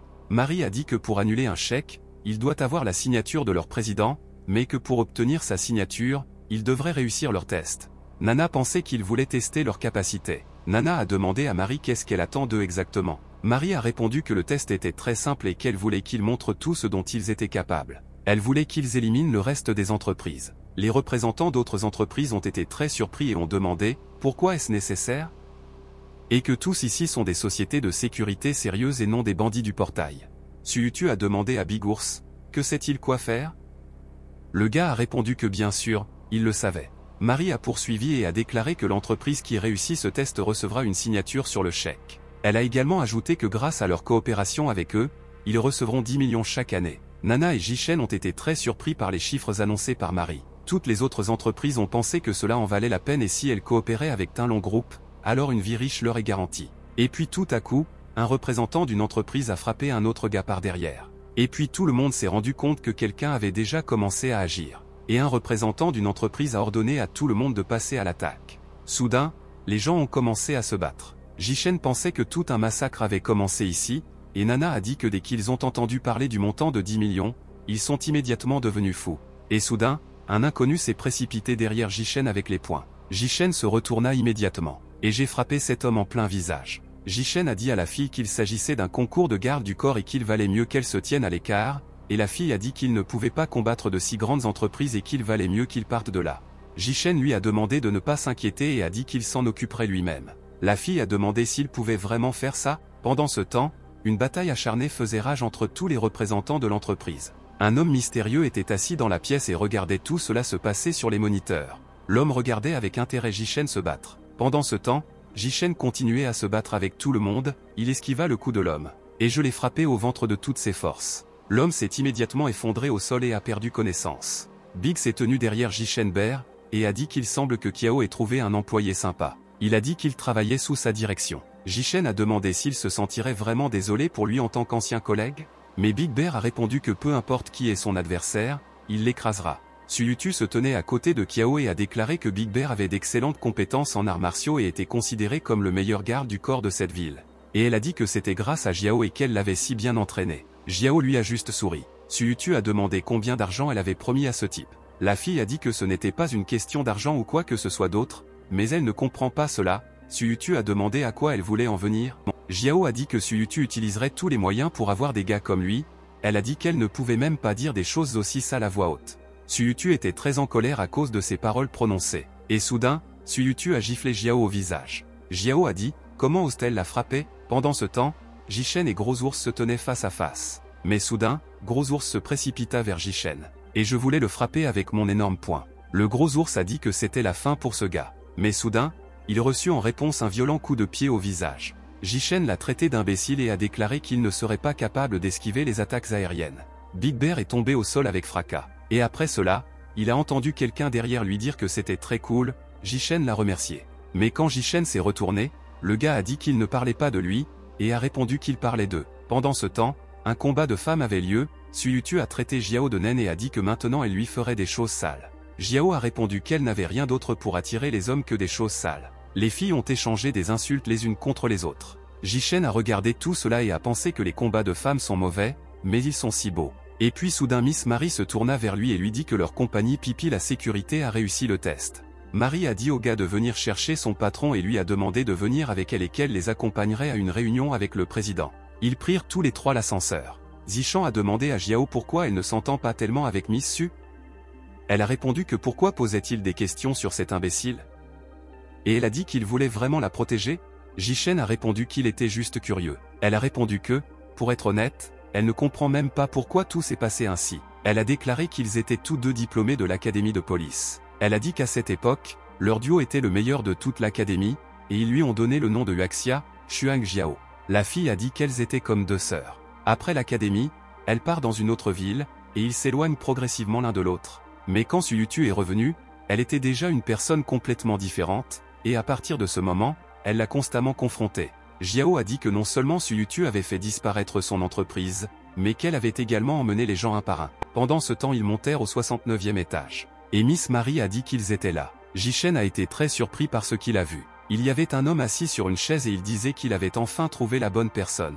C'était le président de la société Tinlong Group Beidai. Ils ont salué le président Bei et la jeune fille a dit qu'elle s'appelait Jiao Tiana et qu'elle était à la tête de Pipi, sécurité, et le gars a dit qu'il s'appelait Fan Zishan. Le président Bei a répondu qu'il avait déjà lu les informations sur leur entreprise et qu'il savait qui ils étaient et que c'était eux qu'il recherchait. La fille a demandé à Bei de répondre, pourquoi en a-t-il besoin? Et puis Marie a tendu à la fille quelque chose comme un magazine. Et elle a dit, est-ce qu'elle suit l'actualité de l'industrie du divertissement? Jiao a déclaré que le suicide de l'aspirant chanteur Wang Yang était devenu une véritable sensation, et même sans suivre l'actualité de l'industrie du divertissement, elle en était au courant. La présidente Bei a dit qu'elle était une bonne fille, et la rumeur court qu'elle s'est suicidée parce qu'elle ne supportait pas les pièges de son travail. Le président Bei a déclaré que sa petite fille venait de signer un contrat avec la société Xinji. Xinji est une société de divertissement et a déclaré que Wang Yang était là également et qu'elle se spécialisait dans la formation de nouveaux chanteurs et de futurs chanteurs. Le président a déclaré que l'industrie du divertissement comporte de nombreux dangers et qu'il craint que quelque chose n'arrive à sa petite fille, il souhaite donc qu'il la protège secrètement. Il a dit que tant qu'il la protégerait, il les soutiendrait de toutes les manières possibles. Jiao a dit au président Bei qu'avec ses ressources financières et sa réputation, il pourrait embaucher davantage de personnes célèbres, mais pourquoi a-t-il choisi une petite entreprise comme celle-ci? Et puis Marie a répondu que Fan Zishan surpassait toutes les autres entreprises. Et Marie a ajouté que Bei avait promis à sa petite fille qu'il ne s'immiscerait pas dans sa vie personnelle. La jeune fille a réalisé qu'elle voulait se lancer seule dans l'industrie du divertissement. Marie a dit que personne ne connaît Jishen, donc lui seul peut secrètement protéger la jeune femme, et a ajouté que pour ce faire, il devra devenir courtier dans la société Xinji et travailler sous couverture. Le gars a été surpris et a demandé comment il pourrait devenir courtier. Marie lui a demandé de ne pas s'inquiéter et a dit qu'ils organiseraient tout eux-mêmes. Le président Bei a déclaré que son fils et sa belle-fille étaient morts dans un accident d'avion, il n'avait donc plus aucun proche à part sa petite fille. Et il leur a dit de protéger sa petite fille sans révéler leur identité. Le président a déclaré que si tout se passe bien, ils bénéficieront de nombreux avantages de leur coopération avec lui. La fille a dit qu'ils étaient Pipi, la sécurité s'occupe de cette affaire et promet de protéger sa petite fille. Jiao a demandé au président Bei de s'en assurer. Le président Bei leur a donné toutes les informations nécessaires et leur a demandé de les lire attentivement. La fille a pris l'enveloppe avec l'affaire dans ses mains. Et quand elle a ouvert l'enveloppe, elle a vu une photo de sa petite fille. Jiao a dit que voici à quoi ressemble leur cible. Siège de la société Xinji. Le gars pensait qu'hier il s'était battu avec des bandits et qu'aujourd'hui il deviendrait l'agent d'une célébrité. Il a suggéré que ce serait une expérience merveilleuse. Le gars se demandait quel genre de star il rencontrerait ici lors de son premier jour de travail. Jishen entra dans ce bâtiment et marcha le long du couloir. Et puis le gars a entendu quelqu'un dire qu'il en avait assez. Pendant ce temps, la tasse s'est écrasée bruyamment. L'homme a tenu Lu Tao par la peau du cou et a déclaré que son travail d'agent était clairement indiqué dans le contrat, mais qu'à la place, il devait nettoyer les toilettes et laver les sols toute la journée. Lu Tao lui a dit qu'il n'était qu'un agent stagiaire et bien sûr qu'il devait faire toutes ces choses, et quand son patron lui disait de faire quelque chose, il devait le faire immédiatement. L'homme a dit qu'il n'allait pas devenir esclave et qu'il voulait frapper Lu Tao. Mais soudain, Jishen lui prit la main et lui dit que tout travail ne commence pas par ce que l'on veut. L'homme a demandé à le laisser partir, c'était très douloureux pour lui. L'homme s'est immédiatement enfui après que Jishen l'ait laissé partir, et a finalement dit que c'était une entreprise pourrie et qu'il ne travaillerait plus ici. Jishen a dit à Lu Tao, pourquoi les jeunes sont-ils si pointilleux ces jours-ci? Lu Tao a demandé au gars qu'il était venu ici pour recouvrer une dette. Et il a dit qu'il avait déjà payé ce mois-ci. Jishen lui dit qu'il avait tout mal compris. Jishen a dit qu'il était venu ici pour travailler comme agent stagiaire. Lu Tao a demandé qu'il était Fan Zishan, qui leur a été recommandé par le réseau de recrutement. Lu Tao a dit qu'être un agent stagiaire est très difficile et que tout le monde ne peut pas y résister, qu'il vient de le constater par lui-même. Le gars a dit qu'il était soldat et qu'il pouvait accomplir n'importe quel travail dur sans aucun problème. Lu Tao a dit que leur salaire n'est pas aussi élevé qu'ils le pensent. Lu Tao a déclaré qu'il recevrait un salaire mensuel fixe de 2000, il travaillera toute la semaine, et doit arriver immédiatement au premier appel. Il a dit que le gars vivrait littéralement dans cette entreprise et exécuterait toutes ses commandes et qu'il devait signer un contrat de 3 ans. Et Lu Tao a demandé au gars s'il voulait toujours travailler avec eux. Jishen a dit qu'il avait un rêve d'enfant et que depuis son enfance il voulait travailler avec des célébrités. Il a dit qu'il ferait tout pour réaliser son rêve, mais au fond, Jishen pensait que quel imbécile voudrait travailler pour eux. Le gars a demandé quand il pourrait commencer à travailler. Lu Tao pensait que ce gars était soit un imbécile, soit qu'il avait vraiment un objectif plus élevé. Lu Tao a dit qu'il devrait d'abord lui apporter un verre d'eau. Le gars a gentiment accepté et a dit qu'il serait bientôt là. Mais alors Jishen a soudainement glissé et a marché sur une tasse cassée. Zichan tomba au sol avec fracas. Et soudain la porte s'ouvrit devant lui. Et à ce moment précis, une belle jeune fille entra dans la pièce. Jishen se souvint qu'il s'agissait de la précieuse petite fille du président Bai, mais pendant la chute, il a percuté la fille et l'a laissée tomber. Lu Tao a demandé au gars de faire attention. Le gars s'est levé et a demandé pardon à la fille, et a dit qu'il ne l'avait pas fait exprès. Le gars a demandé si elle allait bien, la fille a dit qu'elle allait bien. Et à ce moment-là, Jishen la regarda droit dans les yeux avec surprise. Elle a demandé s'il allait bien, et puis Jishen réalisa qu'il était de nouveau tombé amoureux. Jishen a dit à mademoiselle Bai Jiling qu'il en était vraiment désolé. Lu Tao a dit qu'il le licencierait et que ses excuses seraient acceptées. Le gars a demandé pourquoi ils sont si cruels. La fille a dit que Tao Tao aime tromper les nouveaux arrivants comme ça, mais en fait c'est une très bonne personne. Elle a dit qu'il voulait juste tester sa volonté et son désir de travailler avec eux. Le gars a dit qu'il voulait vraiment travailler avec eux, et dans mon cœur je pensais que Miss Jilin était un petit ange. Lu Tao a suggéré à Jiling de commencer à travailler maintenant. La fille a répondu qu'elle était pleine d'énergie et prête à travailler pleinement. Lu Tao a dit à Jiling qu'elle avait l'air trop mignonne et qu'il ne pouvait pas la prendre au sérieux. Lu Tao a dit aux nouveaux venus que depuis qu'il a décidé de travailler avec eux, il doit être prêt à tout donner pour le bien de l'entreprise. Le gars pensait qu'il avait déjà entendu ça quelque part.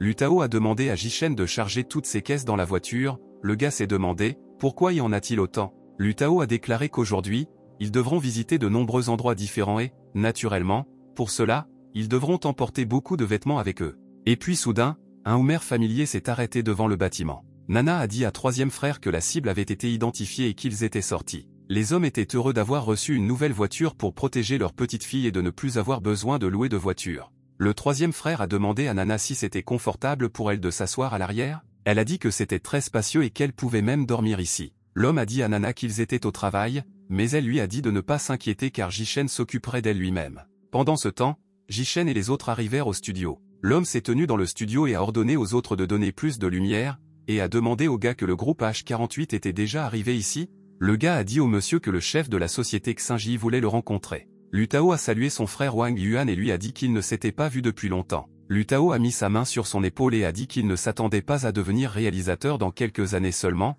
et que c'était très cool.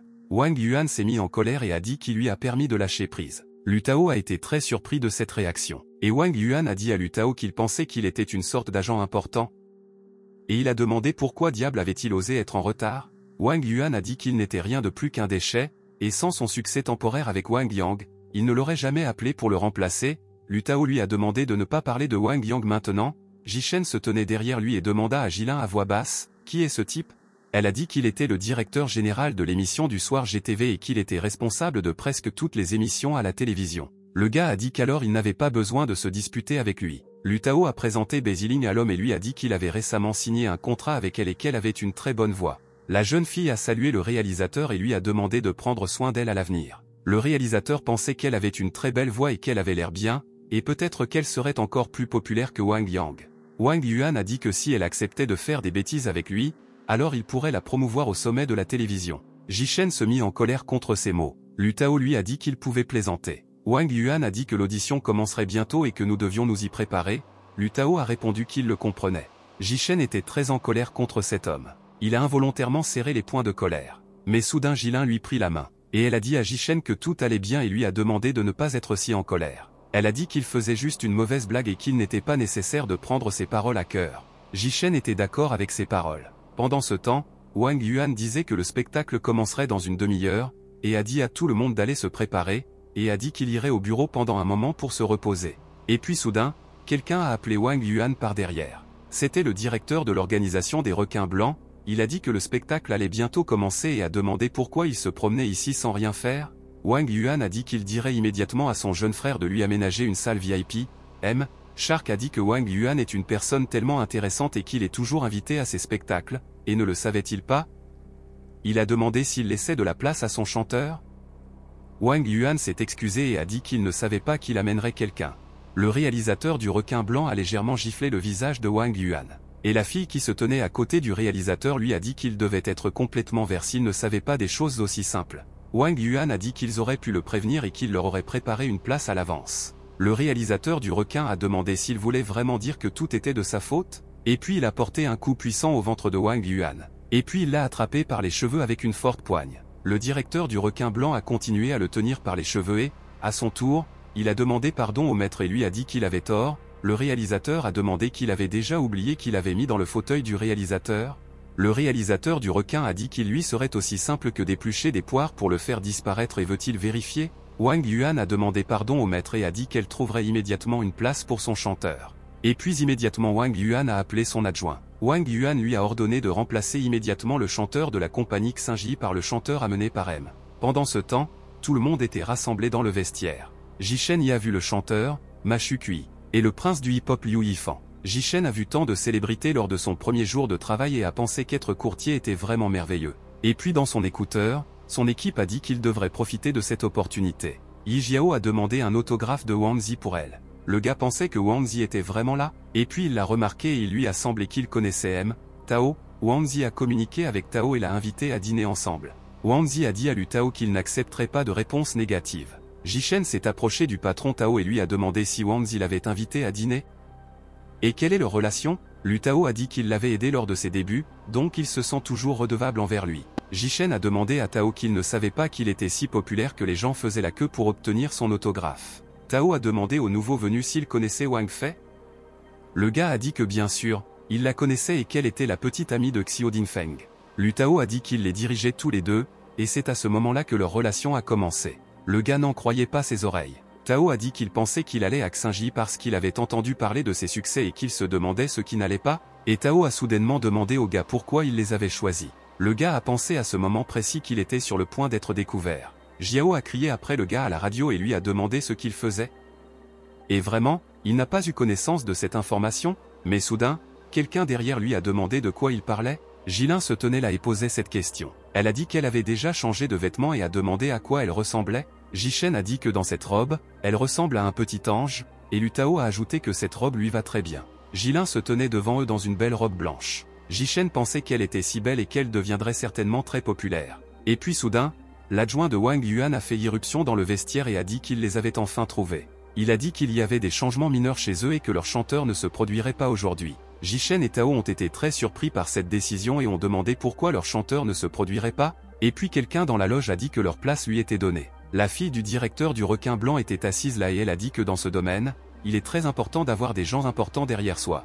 Elle a souri et a dit qu'il devrait commencer à chanter dans certains bars plutôt qu'à la télé. Tao a dit que Jilin avait une voix merveilleuse et qu'elle n'était pas pire qu'elle. L'adjoint a dit à Tao qu'il valait mieux ne pas la contredire, puisqu'M. Shark lui-même l'avait amené, et a ajouté qu'il ne pouvait pas lui résister. Tao a demandé à l'adjoint s'il parlait vraiment d'un requin. Jishen a dit à la fille de ne pas être trop arrogante et qu'il irait se plaindre au directeur. Et soudain Tao attrapa la main de Jishen et lui dit d'oublier ça et de ne pas faire beaucoup de bruit. Jishen a demandé, pourquoi devrait-il l'oublier? Lu Tao est devenu encore plus en colère et lui a encore une fois dit d'oublier ça. Il a déclaré qu'ils auraient encore une chance de faire leur preuve à l'avenir. Jishen a répondu que ce serait la première et la dernière fois. Et puis Jilin a regardé et a dit à Tao Tao. Et elle a dit que tout allait bien et leur a demandé de revenir et que la prochaine fois, il se préparerait bien et performerait bien. Lu Tao a dit qu'il lui donnerait certainement l'opportunité de se produire la prochaine fois. Tao a dit que leur brillera toujours, même s'ils essaient de le cacher. Mais Jishen était toujours très en colère contre eux. Tao a dit à Zishan de faire ses valises et lui a dit qu'il partait. Et puis il a été surpris. Où est passé Jishen? Pendant ce temps, Jishen donna un coup de pied dans la porte et entra dans la pièce. Wang Yuan a été surpris de savoir quel genre de goule a osé entrer là-bas et ne sait-il pas que c'est la chambre du directeur? Jishen a dit qu'il voulait discuter de quelque chose avec lui. Le gars a demandé pourquoi il avait retiré leur chanteur du spectacle. Wang Yuan a bondi de son siège et a dit qu'il était le directeur, s'il le disait, qu'il en soit ainsi, et a dit au gars de sortir d'ici. Mais pour de tels mots, le réalisateur a reçu un coup immédiat au visage. Et puis le gars a regardé son moniteur. Et il a été choqué que le réalisateur espionne les femmes en train de changer de vêtements. Le réalisateur a commencé à s'excuser et a dit qu'il vérifiait simplement que les artistes allaient bien. Jishen a dit au réalisateur qu'il n'était qu'un pervers. Pendant ce temps, Tao a appelé Jishen, et lui, à son tour, n'a pas décroché le téléphone. Jilin a dit à Tao qu'elle irait se changer pour le moment. Et puis Jishen a amené le réalisateur avec lui et a dit à Tao qu'il lui avait un peu parlé. Jishen a déclaré que le réalisateur avait accepté de les laisser jouer et leur avait dit d'aller se préparer. Le réalisateur leur a souhaité une bonne performance. Pendant ce temps, le spectacle commençait. Le chanteur a chanté sur scène et a réchauffé le public. Le directeur du requin blanc la surveillait. Jishen a couru vers Tao et lui a dit que tout était prêt et que Jilin monterait bientôt sur scène. Tao a dit que c'était bien que le réalisateur ait spécialement préparé cette salle pour eux et que la scène puisse être clairement vue d'ici. Jishen a accepté et a dit que rien de plus n'était nécessaire. Jishen a déclaré qu'en fin de compte, leurs efforts d'aujourd'hui porteraient enfin leurs fruits. Et puis Tao a remercié Zichan. Le gars était surpris de savoir pourquoi il le remerciait. Tao a déclaré que s'il ne s'était pas battu pour la place de Jilin, elle n'aurait pas concouru aujourd'hui. Tao a continué et a dit que Jilin est une fille têtue et que d'autres grandes entreprises lui avaient déjà proposé de signer un contrat à plusieurs reprises, mais qu'elle est toujours restée avec lui. Jishen pensait que le directeur Wang avait également raison, car il n'était pas une sorte de super agent et n'était célèbre pour rien depuis longtemps. Jishen a dit au patron qu'il ne comprenait pas une chose. Et il a dit qu'avant d'être au sommet et d'être une personne respectée, alors pourquoi tout a-t-il changé si radicalement maintenant? Le gars a demandé, peut-être y a-t-il une raison particulière à cela? Tao a déclaré que beaucoup de gens disent que la gloire lui est venue trop tôt et qu'à l'âge de 20 ans, il était déjà un agent célèbre. Tao est devenu populaire et riche. Et j'ai dépensé beaucoup d'argent chaque jour en eau grasse coûteuse. Et puis il s'est lancé dans le jeu et y a perdu une grosse somme d'argent qu'il a dû rembourser pendant plus de 10 ans. Tao a dit qu'à cette époque, les artistes qu'il dirigeait l'ont quitté un par un et qu'à la fin il s'est retrouvé seul. Jishen a dit à Tao que comme le dit le proverbe, le fils prodigue n'oublie jamais ses racines. Et qu'il est sûr que bientôt tout le monde se souviendra de lui. Tao a demandé au gars s'il essayait d'apaiser ses supérieurs. Jishen a ri et a dit, regardez la scène et on dirait que c'est l'heure de Jilin. Tao a dit que maintenant elle surprendrait tout le monde. Et puis la charmante Jilin est apparue sur scène. Tous les téléspectateurs ont été choqués par une telle mignonne, ils ne l'avaient jamais vue auparavant et ils se demandaient quel était son nom. Et puis Jilin a commencé à chanter une chanson. Tao a dit à Jishen qu'il allait désormais assister à la naissance d'une nouvelle étoile. Jishen a dit que désormais tout le pays connaîtrait son nom. Elle a chanté une chanson, tous les spectateurs ont été émerveillés par son chant. Jishen pensait que c'était vraiment la naissance d'une star. Le réalisateur du requin l'a aussi regardé chanter. Il aimait vraiment qu'elle chante et ordonna à ses gars de vérifier qui était derrière elle, subordonné d'accord avec le requin. Le directeur Wang Yuan a marché le long du couloir et a pensé que ses Xinji avaient osé le menacer. Il a dit qu'il ne leur laisserait pas cela faire. Wang Yuan pensait que maintenant il informerait quiconque en aurait besoin et que personne d'autre n'entendrait parler de ce chanteur. Et puis soudain, il a été attrapé par l'épaule par derrière. Ce sont les hommes de Jiao qui ont ordonné à Wang Yuan de les accompagner au poste de police. Pendant ce temps, Jilin et Tao étaient déjà assis dans la voiture et ont dit à Jishen de se dépêcher car ils étaient déjà en retard. Ils sont allés en voiture chez le professeur de danse. Le travail du chanteur était très difficile car immédiatement après l'enregistrement, ils se sont rendus chez un professeur de danse pour apprendre à danser. À ce moment, Jishen et Tao ont pris une petite collation. Et puis nous sommes repartis pour affaire. Il a commencé à recevoir 2 fois plus de commandes. Ils roulaient tous ensemble. Et Jishen a demandé à Jilin de chanter un peu. Mais quand il s'est retourné, vous avez vu que Jilin dormait déjà. Tao a dit à Jishen de lui donner un peu de repos car bientôt il devrait réenregistrer la chanson. Jishen a immédiatement été d'accord avec Tao. Pendant ce temps, au bureau de la société Shan Group, le réalisateur du Grand Requin Blanc est apparu, les agents de sécurité l'ont fouillé dès son entrée. Et après ça, dis-lui que maintenant il peut rentrer à l'intérieur. L'homme qui était assis en bout de table a demandé à Chantian pourquoi il était en retard. Il a répondu qu'il était coincé dans les embouteillages depuis longtemps. Président Shan, le groupe Kiwanshan a ordonné à Chantian de s'asseoir. Et puis le directeur général du casino souterrain Shan, le groupe a dit qu'elle pensait que Chantian s'amusait encore avec une star. Le réalisateur du Requin Blanc a souri et a déclaré qu'aucune des stars de sa pupille ne pouvait se comparer à sa beauté. Et puis quelqu'un a dit à Chantian que la conférence aurait dû commencer depuis longtemps et qu'il était très en retard.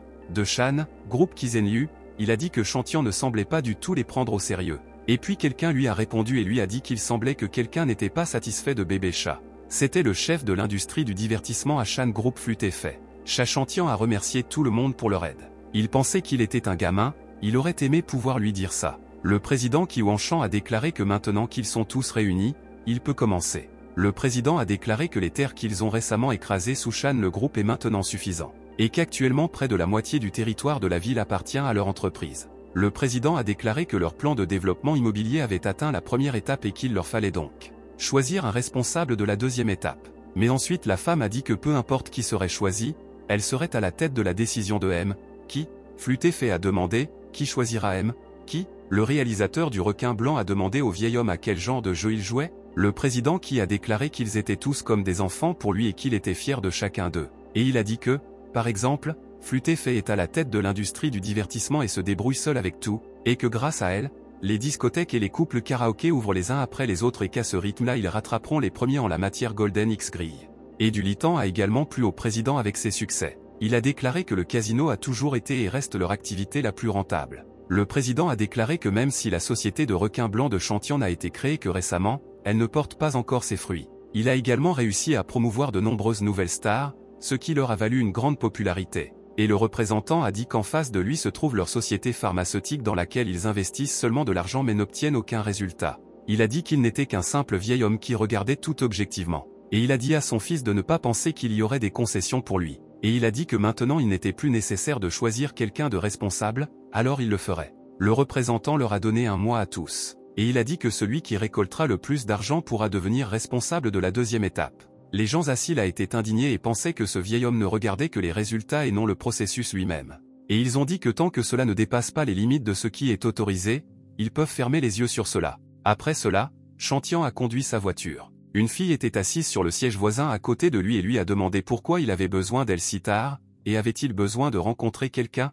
Chantian a répondu qu'il devait rencontrer le grand patron, qu'il l'avait toujours soutenu et a dit que cette fille devrait lui plaire de toutes les manières possibles. Elle a répondu qu'elle ne ferait rien avec personne. Et elle a dit qu'elle était sa petite amie et qu'il ne devrait pas lui faire ça. Chantian a répondu qu'elle n'avait pas compris quelque chose. Il a dit qu'un grand nombre de filles voulaient devenir ses subordonnées et lui a demandé si elle pensait vraiment qu'elle était différente d'elle. Il a dit qu'il avait déjà rencontré des centaines de filles. Il a dit à la fille qu'elle n'était qu'un jouet parmi d'autres et qu'elle devait en être consciente. Et finalement il a dit que tant qu'elle lui obéirait, il continuerait à jouer avec elle. Pendant ce temps, ils arrivèrent chez le grand patron. Le grand patron a dit à la fille de le regarder. Le grand patron s'assit sur sa chaise et regarda la fille. Pendant ce temps, Chantian conduisait sa voiture et pensait qu'il avait réussi non pas grâce à ses relations ou au fait qu'il avait des capacités. Il a pu tout réaliser parce qu'il sait utiliser tout le monde autour de lui à ses propres fins. Et puis un appel est arrivé sur son téléphone, ces gens ont dit qu'ils avaient découvert cette fille et qu'elle travaillait dans l'entreprise Xinji. Chantian a été surpris, est-ce vraiment encore Xinji? Pendant ce temps la pluie tombait à verse. Et Jilin a dit qu'elle devait d'abord partir. Jishen lui a dit qu'il pleuvait dehors et lui a demandé de rentrer chez elle le plus tôt possible. Tao a ordonné à Jishen de monter dans la voiture et a dit qu'il devait encore retourner au bureau et planifier pour demain. Jishen a répondu qu'il se dirigeait déjà vers la voiture. Mais soudain, Jishen remarqua qu'un type inconnu a suivi Jilin. L'homme mystérieux a continué à traquer Jilin. Mais Jilin a remarqué l'homme, et transformé en une ruelle. Mais le type mystérieux lui a soudainement saisi la main. Jilin avait très peur à cause de ça. Le type mystérieux a demandé à Jilin qu'elle ne le reconnaissait vraiment pas. Le gars a dit qu'il était son fan numéro 1, et qu'il la suit continuellement depuis sa première prestation. Jilin a répondu qu'elle l'avait reconnu et lui a demandé qu'il s'appelait Suyuzong, n'est-ce pas? Le gars était heureux et a dit qu'il ne s'attendait pas à ce qu'elle se souvienne de lui. Il a dit que Jilin avait promis de lui donner un autographe. Jilin a dit qu'elle se souvenait qu'il n'y avait pas de problème, elle lui donnerait immédiatement un autographe et lui demanderait d'abord de lâcher sa main parce qu'elle souffrait un peu. Le gars lui a lâché la main, s'est excusé et a dit qu'il était trop nerveux. Il a dit qu'il portait partout une affiche avec son image et a dit que maintenant il l'obtiendrait. Le gars a dit qu'il avait attendu ce moment toute la journée, mais Jilin commença à s'éloigner de lui. Le gars s'est mis en colère et a demandé pourquoi elle essayait de partir. Après tout, elle a promis de lui donner un autographe. Jilin a répondu qu'elle n'irait nulle part et qu'elle lui donnerait un autographe. Mais le gars a voulu se jeter sur elle et lui a dit de ne pas mentir et qu'elle n'avait pas l'intention de lui donner un autographe, mais qu'elle le méprisait simplement. Mais soudain, quelqu'un a attrapé ce type par derrière. C'était Jishen, il l'a jeté. Et il a dit qu'il ne lui permettrait pas de mettre le doigt sur Jilin. Mais soudain, le gars a sorti un couteau et a dit à Jishen de ne pas s'approcher de lui, sinon il le tuerait. Jilin remarqua que Jishen saignait, mais il a répondu qu'il était vraiment désolé que ce type ait touché son nouveau costume et sa cravate. Ce type étrange a dit à Jilin que ce n'était pas la fin et qu'il reviendrait. Jishen a dit qu'il ne le laisserait pas partir, mais Jilin lui a demandé de ne pas le suivre. Jishen a dit que s'il le laissait partir maintenant, il reviendrait, mais Jilin a dit que c'était toujours son fan et qu'elle ne pouvait pas l'expliquer avec des mots. Jishen a demandé et s'il lui faisait du mal? Et il a dit qu'elle ne devrait pas lui laisser de relâche, même s'il est son fan. Mais Jilin a répondu que Jishen la protégerait de tous les dangers. Jishen pensait qu'il aimait son travail. Pendant ce temps, Jishen était assis dans la chambre de Jilin. Il était très excité, car après tout, c'était sa première fois dans une chambre de filles. Jishen réalisa que la noble Miss Jiling vivait seule dans une petite pièce, et il s'est rendu compte qu'il semblait qu'elle voulait tout réaliser par elle-même. Jishen pensait qu'elle était une vraie star et qu'elle ne devrait pas vivre ici, mais à ce moment précis, Jilin l'a appelé. Jilin a demandé au gars pourquoi il était toujours assis dans ses vêtements, et lui a demandé de se déshabiller pour soigner sa blessure. Jishen avait un corps très musclé. Jishen a dit que si elle avait déjà soigné la blessure, il était temps pour lui de partir, mais Jilin a répondu qu'elle avait déjà dit à Tao Tao qu'il passerait la nuit afin de la protéger si quelque chose arrivait. Jishen fut très surpris par ces paroles, commença à s'habiller et dit qu'il ne pouvait plus être là. Mais soudain Jilin le serra dans ses bras. Jilin lui a demandé de ne pas partir et de passer la nuit. Jilin a dit que l'incident d'aujourd'hui lui a rappelé le jour où elle a rencontré Tao Tao. Elle a dit qu'elle était très fatiguée et qu'elle avait juste besoin de s'appuyer sur l'épaule d'un homme. Jilin a déclaré que lorsqu'elle commençait tout juste sa carrière, sa société de courtage l'emmenait souvent à toutes sortes de fêtes. Mais lors d'une de ces soirées, un invité ivre a voulu harceler une fille sans défense. Et puis Lutao a fait irruption dans la pièce et l'a sauvée. Lutao a déclaré que s'il mettait le doigt sur Jilin, il appellerait la police et elle le mettrait en prison. Et puis Tao Tao l'a sauvé d'une situation dangereuse, tout comme Jishen l'a fait aujourd'hui. Jishen lui a demandé si c'était pour ça qu'elle avait signé un contrat avec Xinji. Jilin a répondu que non seulement à cause de cela, elle a dit qu'elle connaissait déjà Tao quand elle n'était pas encore dans cette industrie, donc pour elle, signer un contrat avec lui, c'était comme gagner un prix. Pendant ce temps, Lutao parlait au téléphone. Et il a dit qu'il viendrait le voir demain. Lutao s'est assis et a planifié les affaires de demain. Il a dit que demain ils auront beaucoup à faire. Et soudain quelqu'un a frappé à sa porte. Lutao a pensé qui est venu le voir si tard. Lutao a ouvert la porte avec colère et a dit qu'il n'avait pas vu le panneau sur la porte indiquant qu'elle était fermée, et il a été très surpris par l'homme qu'il a vu. Chachantian se tenait là et il a demandé à Tao quel était le problème. Et il a demandé si sa visite personnelle avait vraiment effrayé Tao à ce point. Tao a fermé la porte devant lui et lui a dit de partir et lui a dit qu'il ne voulait rien avoir à faire avec lui. Mais soudain, Chantian a renversé la porte d'un seul coup de pied. Et Lutao a dit comment ose-t-il fermer la porte devant lui. Chachantian a dit que c'était la première fois qu'il venait personnellement parler à quelqu'un. Et puis un gars ne voulait rien avoir à faire avec lui. Lutao a dit que son chanteur était mort à cause de lui. Lutao a dit qu'il ne coopérerait pas avec lui et lui a dit de sortir d'ici. Tao ramassa le fragment qui gisait à côté de lui. Lutao voulait attaquer Chantian. Mais Chantian a dit qu'il voulait vraiment parler seulement d'affaires. Et a pointé une arme sur Lutao. Et puis il a dit que peut-être il voulait toujours écouter ce qu'il avait à dire. Chantian a déclaré qu'il avait un bon œil pour trouver de nouvelles étoiles. Lutao a demandé s'il parlait de Jiling. Chachantian a déclaré que s'il coopérait avec lui, elle deviendrait sans aucun doute une superstar. Et il a dit à Tao que sa vie allait également changer et qu'il pourrait redevenir un courtier célèbre. Tao a déclaré que son chanteur souffrait à cause de lui et qu'il ne lui permettrait plus jamais de ruiner son homme. Chantian a demandé s'il était vraiment si mauvais à ses yeux. Lutao a répondu qu'il aimait sa capacité à gagner de l'argent avec rien. Chantian a dit que ce Jiling pouvait leur rapporter beaucoup d'argent. Pendant ce temps, Jishen se précipitait au travail. Il a pensé quelle belle journée c'est aujourd'hui. Et puis un énorme Oumer s'est soudainement arrêté devant lui. Et Jiao est apparu de la voiture devant lui. Elle a attrapé Jishen par les oreilles, le gars était très surpris. Et j'ai traîné Jishen dans la voiture. Ils ont tous demandé à Jishen pourquoi il n'était pas revenu hier soir et qu'il avait une liaison avec eux. Ils lui ont dit de dire ce qu'il avait fait la nuit dernière. Jishen a dit que c'était son affaire personnelle et qu'il ne pouvait pas tout leur dire. Jiao a dit de pousser son corps très loin et a dit qu'il ne devrait pas oublier qui il est. Nana a dit que leur objectif est d'avoir la petite fille d'un millionnaire et pense-t-il qu'il est digne d'elle? Et après ces mots, elle lui a donné un coup de pied dans le cul depuis la voiture, et finalement, elle a dit que si à cause de lui il perdait cet ordre, alors elle y mettrait personnellement fin. Jishen était très triste parce qu'il comprenait vraiment que Jilin est la petite fille d'un millionnaire et d'une star, et lui, après cela, il est venu travailler et y a vu Jiling. Jilin voulait lui prendre la main, mais Jishen ne lui a pas permis de faire ça. Et Jiling a dit qu'il y avait des caméras dans l'ascenseur et lui a demandé d'attendre qu'elle sorte, elle était d'accord avec lui. Le gars est rapidement sorti de l'ascenseur et s'est dirigé vers le côté, Jilin lui a demandé d'attendre. Jilin ne comprenait pas ce qui lui arrivait, mais le gars pensait que si Jilin découvrait sa véritable identité, l'aimerait-elle toujours? Mais soudain, il remarqua que des gens tiraient un canapé de leur chambre. Jishen a été surpris et a demandé où ils emportaient leurs affaires. Les gars ont rapporté que leur patron leur avait dit qu'ils déménageaient dans un nouvel endroit et qu'ils déménageaient donc toutes leurs affaires. Jishen était très surpris qu'ils bougent parce que Tao ne leur en avait rien dit. Et puis Lutao lui-même est venu vers eux et leur a dit que c'était un endroit plutôt effrayant et il a donc décidé qu'il était temps pour eux de déménager. Jilin a dit à Tao Tao qu'il n'avait pas beaucoup d'argent et pourquoi déménage-t-il? Tao lui a dit de ne pas s'inquiéter pour l'argent. Et Tao a dit qu'ils avaient un riche sponsor. Leur nouveau bureau était immense. Jishen pensait que louer un espace aussi immense ne pouvait pas être bon marché. Il y avait même une salle de danse. Lutao a déclaré que ce serait désormais leur nouveau bureau. Et puis soudain, Chachantian est venu vers eux et leur a dit qu'il était heureux qu'ils aient tout aimé. Il a dit que s'ils avaient besoin de quelque chose, ils pouvaient le lui dire et qu'il obtiendrait n'importe quoi pour eux. Lutao a dit à Jiling qu'il s'agissait du président de la société White Shark, M. Chachantian, et qu'il serait leur nouveau sponsor et patron. Jishen se souvenait de la société des requins blancs, il se souvenait que c'était eux qui avaient kidnappé Shu Jiao la dernière fois. Jilin a salué M. Cha et lui a promis qu'elle ferait de son mieux. Chantian a répondu à Miss B qu'elle était une fille très attirante et qu'il était très heureux de les rencontrer. Et puis Chachantian a voulu lui baiser la main. Mais soudain, Jishen ne lui a pas permis de faire ça. Chantian a été très surpris et a demandé au garçon ce qu'il faisait. Jishen a dit à M.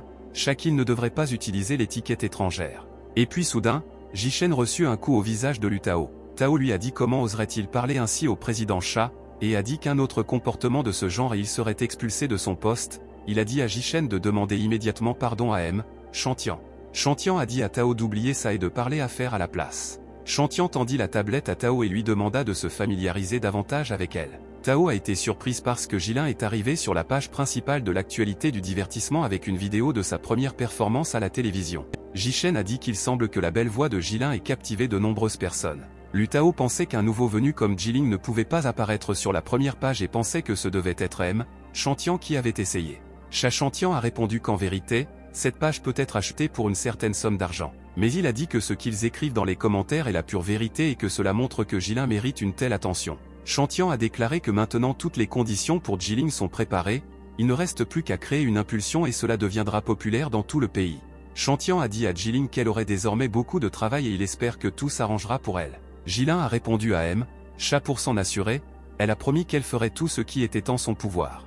Après cela, ils sont allés à la séance photo de Jilin. Jishen la regarda et pensa, pourquoi doivent-ils faire une séance photo aussi révélatrice? Lutao a demandé s'il était vraiment en retard.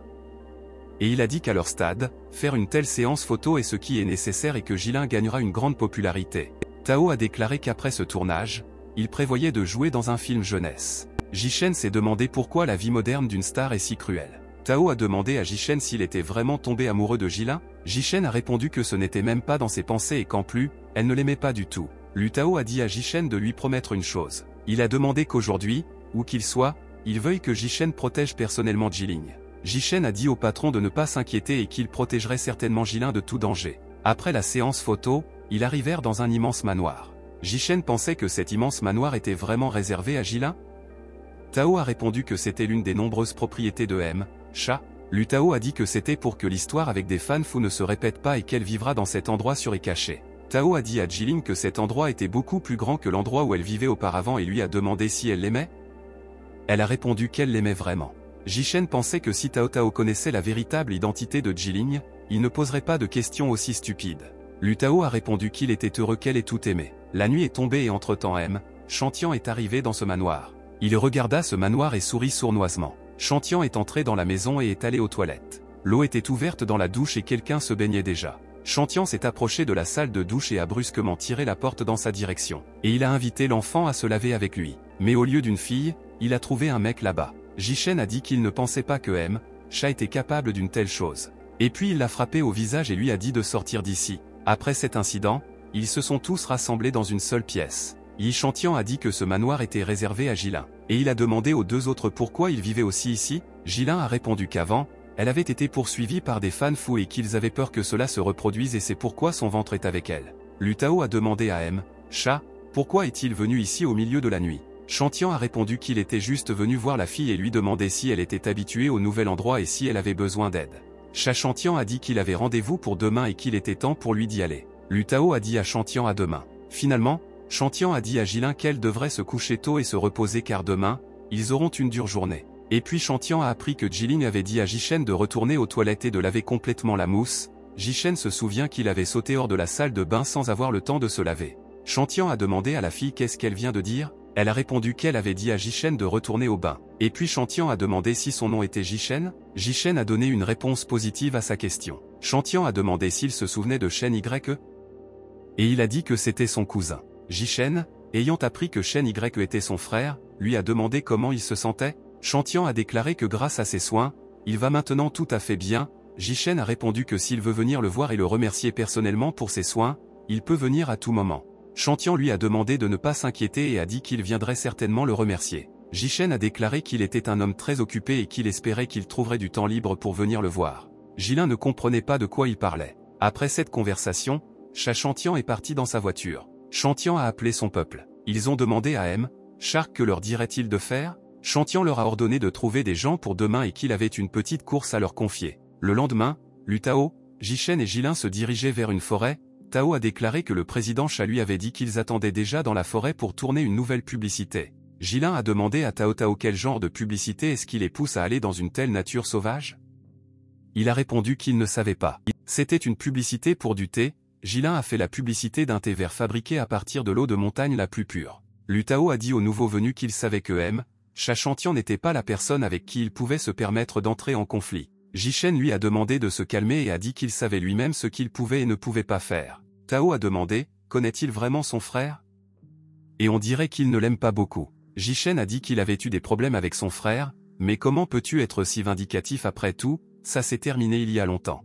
Tao a prévenu le gars et lui a dit que cette racaille se souvient de tout et lui a souhaité qu'il soit prudent dans ses communications avec lui. Et soudain, 2 voitures sont arrivées là. Le gars a été très surpris par ce qu'il a vu. Une bande féroce est sortie de la voiture, ils les ont approchés avec des matraques. L'assistant du directeur a dit à son patron que 2 voitures étaient arrivées ici et qu'il semblait qu'elles ne voulaient pas d'invités. Le chef du gang a dit au réalisateur que c'était leur point de vue et pourquoi ne leur ont-ils pas demandé la permission de filmer? Le directeur a répondu qu'ils avaient reçu l'autorisation du bureau forestier et qu'ils ne leur avaient rien dit à leur sujet. Et soudain, le chef du gang l'a frappé au visage de toutes ses forces. Et après le coup, il a ajouté que c'était leur but et qu'ils ne pouvaient pas filmer ici sans les payer. Les assistants réalisateurs ont demandé quel droit ont-ils de battre les gens? Et ils ont dit qu'ils allaient maintenant appeler la police et qu'ils les mettraient en prison pour ça. Le chef du gang a attrapé le gars par la peau du cou et lui a dit que dès qu'il essaierait d'appeler les flics, il lui casserait tous les bras et les jambes.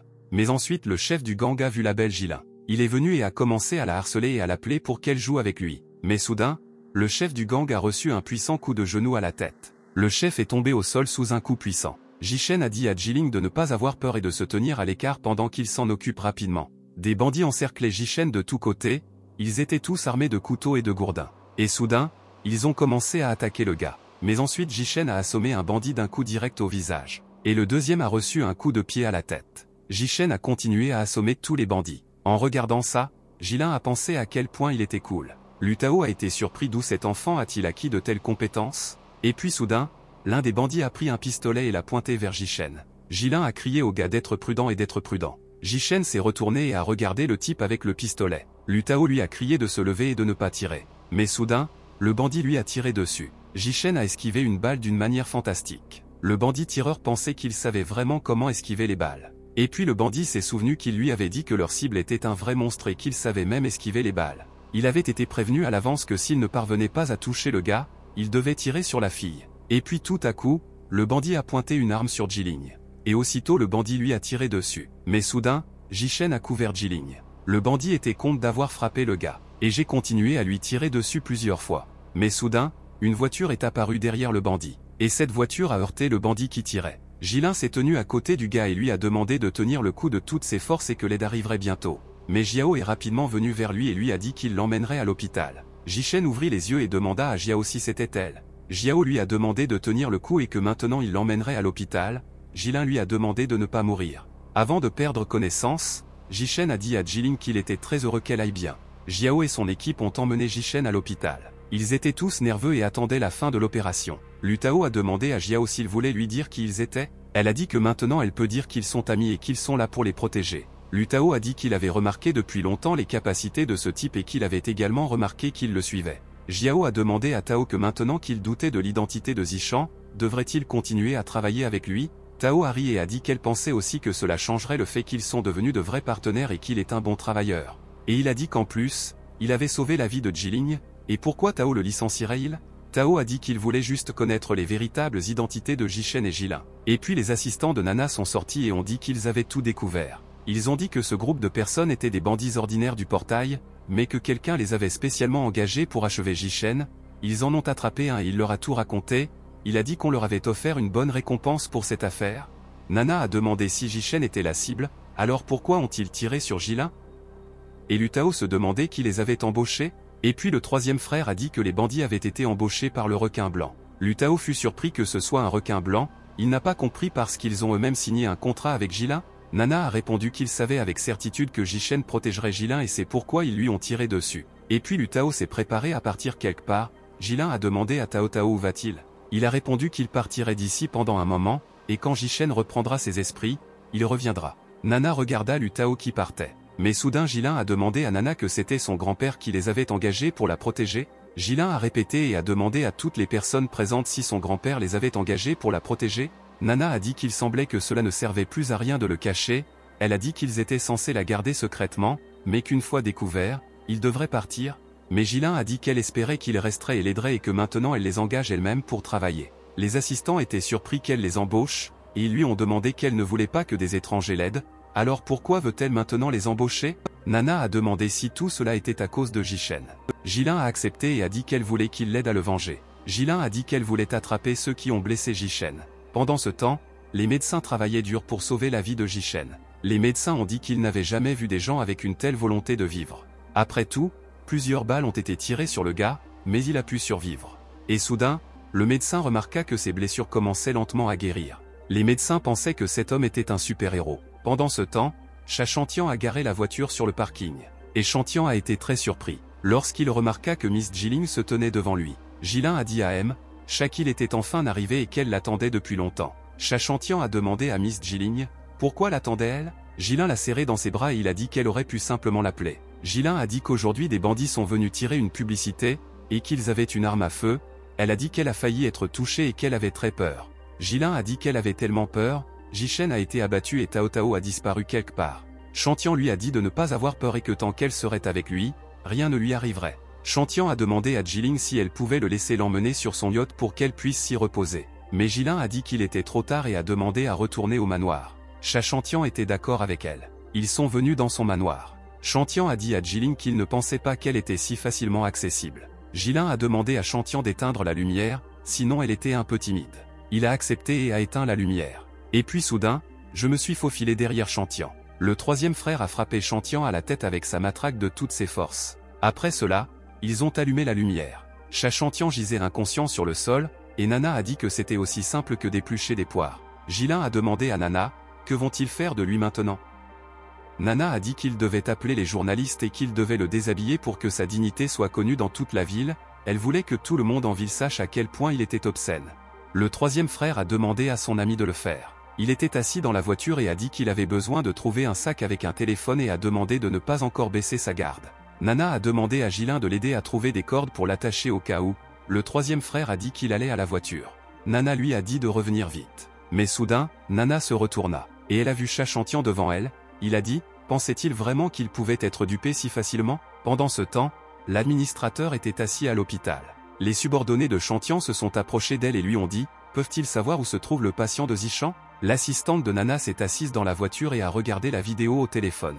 Et soudain, son ami troisième frère a mis sa main ensanglantée dans la vitre de la voiture. L'homme a demandé à troisième frère ce qui lui était arrivé et pourquoi était-il couvert de sang. Le troisième frère a dit que ce chat les avait tous trompés, qu'il était trop bon et qu'il avait kidnappé Jilin et Nana. Et il a dit à son ami d'aller immédiatement à l'hôpital.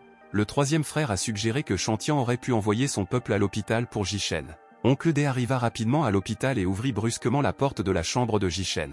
Jishen s'est assis dans la pièce et a demandé à Oncle D pourquoi il était venu ici. Jishen a tenu la tête de l'homme Chantian dans sa prise et a demandé que ces gars étaient venus pour l'achever. Oncle D lui a demandé quand il avait réussi à récupérer. Jishen a répondu que lorsque les garçons de Chantian sont arrivés, il allait déjà bien. Oncle D a été complètement choqué que tout le clip ait été tiré sur ce type dans la matinée, et maintenant il est en parfait état. Jishen a dit que ces gars venaient encore de cette putain de compagnie de requins blancs. Pendant ce temps au quartier général des requins blancs, Nana s'est réveillée dans une pièce sombre. Nana et Jilin étaient assises ligotées dans cette pièce. Nana a crié après Jilin et lui a demandé de se réveiller. Nana pensa, que fait ce Chantian? J'ai soudain vu un homme assis devant moi. Là, Lu Tao était assis, attaché et battu. Et soudain, Nana entendit Chantian dire que Tao était tellement idiot et qu'il voulait se faufiler tranquillement dans son bureau, mais juste à ce moment-là, il y revint. Chantian a continué et a dit que Tao avait même essayé de le combattre, et a ajouté qu'il était soit trop naïf, soit trop stupide. Nana a demandé à Chantian pourquoi il avait décidé de trahir Jilin, et si elle disparaissait, cela ne ternirait-il pas sa réputation? Chantian a accepté de tout lui dire, car de toute façon, elle mourra bientôt. Chantian a déclaré qu'au départ, il voulait vraiment faire d'elle une superstar, mais ensuite Chantian a décidé d'abandonner cette idée. Il a dit que c'était la faute de ses ordures, il a dit que ce type pendait constamment sous ses pieds, et si elle avait été avec lui depuis le début, alors tout se serait bien passé. Et puis Chantian a commencé à donner des coups de patte à Jilin, Jiao lui a dit d'arrêter ça et de lui retirer ses sales mains. Et puis Lutao a traité Chantian de salaud. Chantian a répondu que puisqu'il l'avait traité de salaud, cela signifiait qu'il ferait des choses vraiment salaudes. Et puis Nana a dit qu'il ne pouvait pas lui faire de mal parce qu'elle était la petite fille du président Tinlong, groupe. Chantian a été surprise et a demandé si elle était la petite fille de Bede lui-même. Nana a dit qu'ils étaient parents et que Jilin était le seul héritier de tout Tinlong, groupe. Nana a dit que s'il la touchait même avec un doigt, il connaîtrait toute la colère de Bede. Le subordonné de Chantian est venu vers lui et a dit au maître qu'ils avaient tout vérifié et que Bede avait en fait une petite fille nommée Bejiling. Chantian pensait que cette fois il avait vraiment découvert un véritable trésor, et maintenant Chantian comprenait pourquoi un gars comme Jishen la protégeait. Nana a demandé à Chantian s'il avait chié dans son pantalon. Nana a dit qu'il valait mieux pour lui de les laisser partir en bons termes, et que de toute façon il ne pouvait pas rivaliser avec un magnate aussi grand que Bede. Chantian a dit qu'elle avait peut-être raison, mais il ne pouvait pas non plus lâcher prise. Nana lui a demandé s'il avait une idée de combien d'argent Bede pourrait payer pour sa petite fille. Chantian a dit à Nana que puisqu'il ne pouvait pas jouer avec Jilin, peut-être qu'elle pourrait jouer avec lui. Après ces mots, Nana lui cracha aussitôt au visage. Chantian a répondu que tu ne t'ennuieras pas avec elle. Et puis soudain, le subordonné de Chantian a informé le maître que leur caméra avait enregistré Jishen près de l'entrée principale. Chantian était en colère contre ces mots, il a demandé de ne pas envoyer de gens à l'hôpital pour mettre fin à ses jours.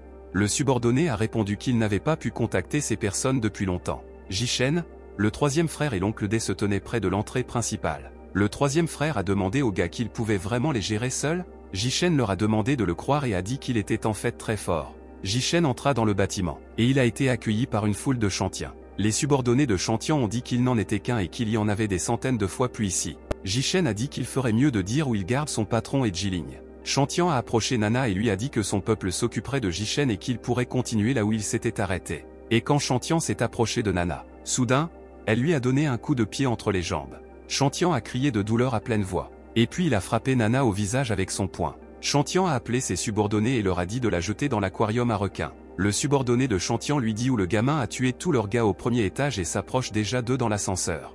Chantian leur a ordonné de prendre des pistolets électriques et de le faire sortir de l'ascenseur. Jishen monta au 50e étage, et quand les portes de l'ascenseur s'ouvrirent, des centaines de personnes munies de pistolets électriques se tenaient déjà devant lui. Ils ont tous tiré sur Jishen en même temps, mais Jishen les repoussa immédiatement. Il ne croyait pas que même l'électricité ne l'affectait pas.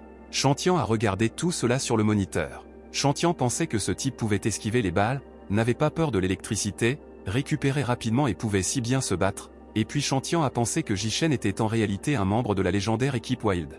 Et finalement Jishen s'occupa de tous ses subordonnés et ouvrit la porte dans laquelle se trouvait Chantian. Jishen a dit à Chantian qu'il était venu le chercher. Chantian a tenu Nana à côté de lui et a pointé une arme sur sa tête. Chantian a salué le gars et lui a dit bienvenue à sa fête, et qu'il avait tout préparé spécialement pour lui. Nana a demandé à Jishen de l'oublier et de sauver Jiling. Puis Lutao a regardé Jishen et a dit qu'il comptait sur lui. Jishen a dit à Chantian qu'il ferait mieux de laisser partir son patron. Chantian a dit qu'il n'avait vraiment peur de rien et a dit qu'il faisait partie de l'équipe Wild. Jishen fut très surpris par les mots qu'il entendit. Nana a demandé de quel genre des escouades Wild il s'agissait. Chantian a déclaré que la Wild Squad est une escouade de mercenaires et qu'elle a été fondée par l'une des personnes les plus riches du monde.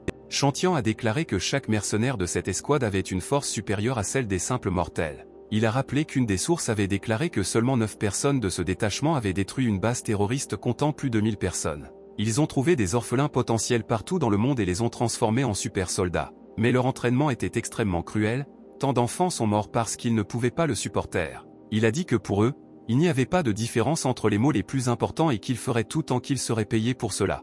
Chantian a déclaré qu'un jour, un magnate s'est mêlé aux affaires de son patron, puis il a embauché l'équipe Wild. Et puis ils ont rapidement éliminé tous les opposants à son patron. Et ainsi Shan se tenant derrière lui, le groupe est devenu l'entreprise la plus grande et la plus puissante de la ville. Chantian a déjà vu de ses propres yeux les compétences de l'homme de Wild. Il a dit qu'ils étaient très rapides et esquivaient facilement les balles. Et que même s'ils sont accidentellement touchés, ils récupèrent rapidement. Chantian a dit à Jishen qu'il pouvait tout faire, il fait donc définitivement partie de l'équipe Wild. Nana comprenait maintenant pourquoi il était si fort, elle pensait avoir engagé un assassin international. Jishen a dit qu'il semblait qu'il ne pouvait plus le cacher et a dit à Chantian qu'il avait effectivement raison et qu'il était membre de la Wild Squad. Jishen a dit que son ancien nom de code était Shadow, mais maintenant il est un simple ouvrier nommé Fan Jishen.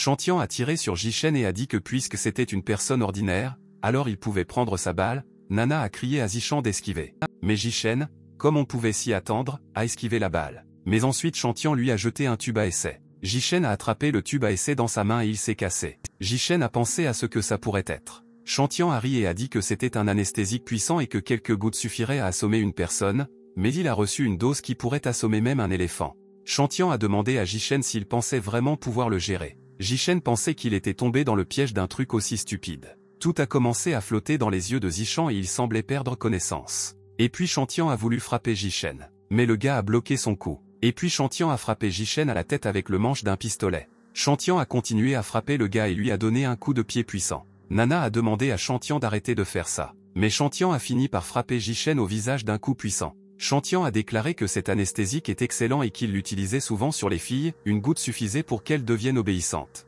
Lutao a été surpris par les paroles de Chantian. Mais Chantian a ajouté qu'il l'avait également utilisé sur Wang Yang. Lutao lui a dit qu'il était un vrai salaud. Chantian a ri et a dit que ses injures étaient comme un baume pour ses oreilles. Jichen a dit qu'il était fatigué d'écouter ses bêtises, et a dit qu'il y mettrait fin aujourd'hui. Jichen a suggéré de continuer là où il s'était arrêté. Nana était surprise de voir que Jichen était toujours debout. Chantian s'est tué et Zichan lui a demandé « N'est-il vraiment plus drôle ?» Jichen pensait que pour le vaincre dans cet état, il devrait raccourcir la station entre eux. Chantian a demandé s'il pouvait éviter les balles dans cet état et lui a immédiatement tiré dessus. Mais Jichen n'a pas esquivé une seule balle. Chantian s'est rendu compte qu'il n'avait même pas pensé à esquiver les balles. Jichen s'est approché de Chantian. Jichen a dit qu'il avait fini maintenant, et a frappé Chantian avec un coup savoureux au visage. Chantian s'est envolé et s'est écrasé dans un aquarium. Il a laissé tomber son armée. Lorsque l'arme a atterri au sol, elle a explosé toute seule. La balle a touché près de Chantian directement dans l'aquarium. Nana a dit qu'il aurait dû entrer dans cet aquarium. L'eau a commencé à s'écouler de l'aquarium à un rythme rapide. Pendant ce temps, la police est arrivée sur les lieux. Le troisième frère et l'oncle D ont approché Nana et lui ont dit qu'il semble que la police n'ait pas pu retrouver le corps de Chantian. Il est impossible qu'il ait quand même réussi à survivre et à s'échapper. Oncle D a dit qu'ils avaient pratiquement gâché sa vie et qu'il essaierait certainement de se venger d'eux. Nana a dit que c'était une personne très dangereuse et qu'il devrait être très prudent à l'avenir. Le troisième frère a demandé où est Jichen. Nana a dit qu'il se tenait à côté de la voiture de police et parlait à Jilin. Jichen s'est excusé auprès de Jiling pour lui avoir menti depuis le début. Jichen a dit que leur relation était mauvaise et a demandé pardon pour cela. Mais soudain, Jiling l'a frappé au visage. Jichen a dit à Jilin que si cela la faisait se sentir mieux, elle pouvait le battre autant qu'elle le voulait. Jilin a demandé pourquoi il dit cela. Elle a dit qu'elle s'en fichait qu'il lui mente, mais une chose était importante pour elle, elle a demandé que l'amour qu'il ressentait pour elle soit sincère. Jichen a répondu à Jilin qu'il l'aimait vraiment beaucoup et qu'il l'aimait toujours. Jichen s'est excusé de ne pas lui avoir dit ça avant. Mais soudain Jilin l'embrassa. Nana et son équipe ont regardé ça. Le troisième frère a souri et a dit qu'il semblait qu'ils allaient encore être laissés tous les trois. Oncle D a demandé pourquoi il pense cela. Nana a dit que Jichen avait rencontré une vraie beauté, et aussi populaire et avec de l'argent, et a dit qu'il pensait vraiment que Jichen resterait en leur compagnie. Pendant ce temps, Chantian a cassé un verre. Et il a demandé à son subordonné pourquoi il ne pouvait pas lui trouver un meilleur endroit que celui-ci. Le subordonné a dit à M. qu'il était recherché et que cet hôtel était l'endroit le plus sûr pour le moment.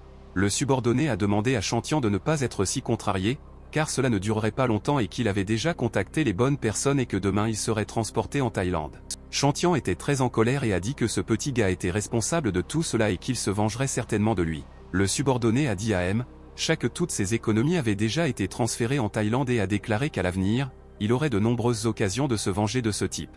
Chantian a accepté et lui a dit de se perdre parce qu'il voulait prendre une douche et se reposer. Et il m'a demandé de lui trouver une jolie fille pour qu'il puisse se détendre. Et puis une femme est entrée dans sa chambre. Cet hôtel n'avait même pas d'eau chaude, et Chantian pensait que ce serait bien s'il partait d'ici demain. Il remarqua qu'une fille était déjà allongée sur son lit. Mais quand Chantian s'est approché d'elle, elle l'a allongée sur le lit. Et quand Chantian a vu son visage, il a alors demandé ce qu'il avait oublié ici. C'était Flûte-Fait, elle a dit au petit chat que M, qui lui avait demandé de lui dire quelques mots. Flûte-Fait a dit à Chantian qu'il avait ruiné son avenir, mais que cette petite chose devait être laissée pour compte. Flûte-Fait a dit que M, qui le lui avait donné et qu'il était temps de le rendre.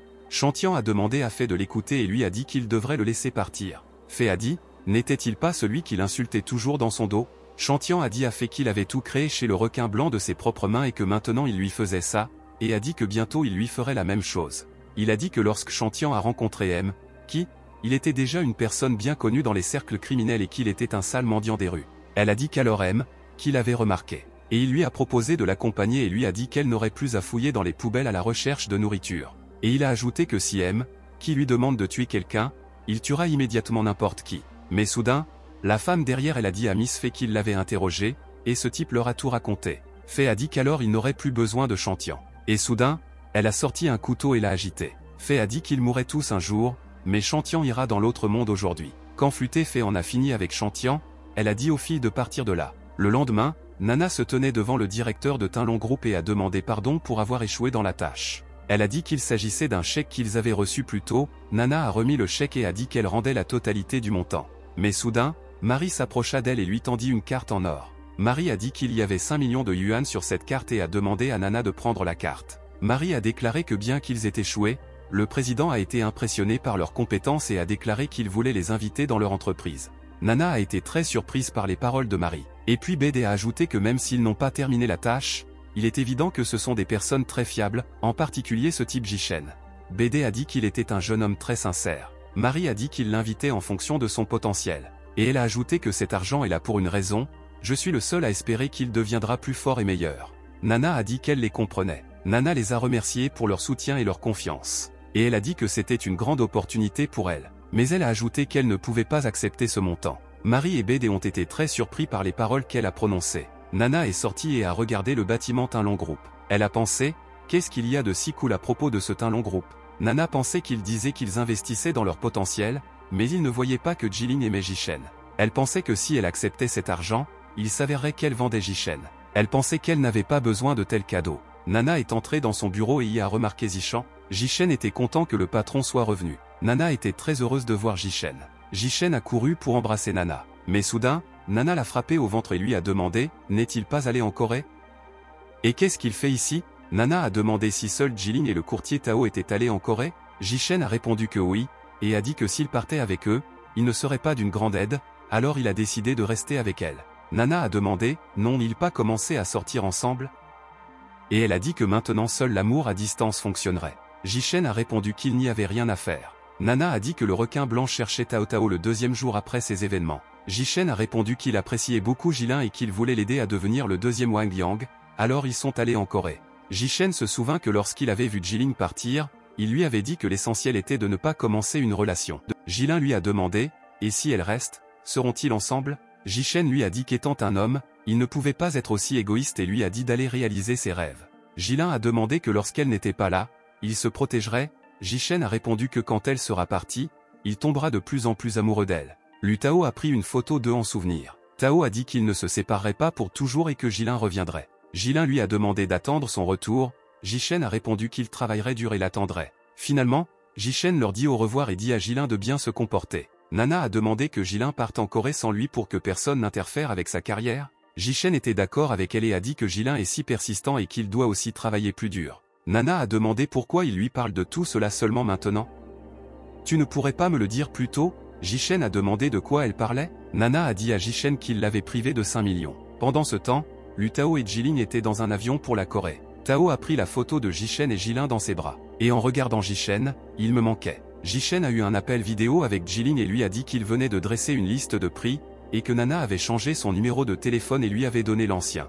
Jilin a dit que Jiao est si gentil avec lui et qu'il doit travailler dur et ne pas encore penser aux autres filles. Jichen a répondu pourquoi a-t-il besoin de ça, parce qu'il l'a déjà. Jichen a dit au revoir à Jilin et lui a demandé de dire bonjour à Tao Tao. Pendant ce temps, une fille faisait du roller derrière lui, disant à tout le monde de se disperser.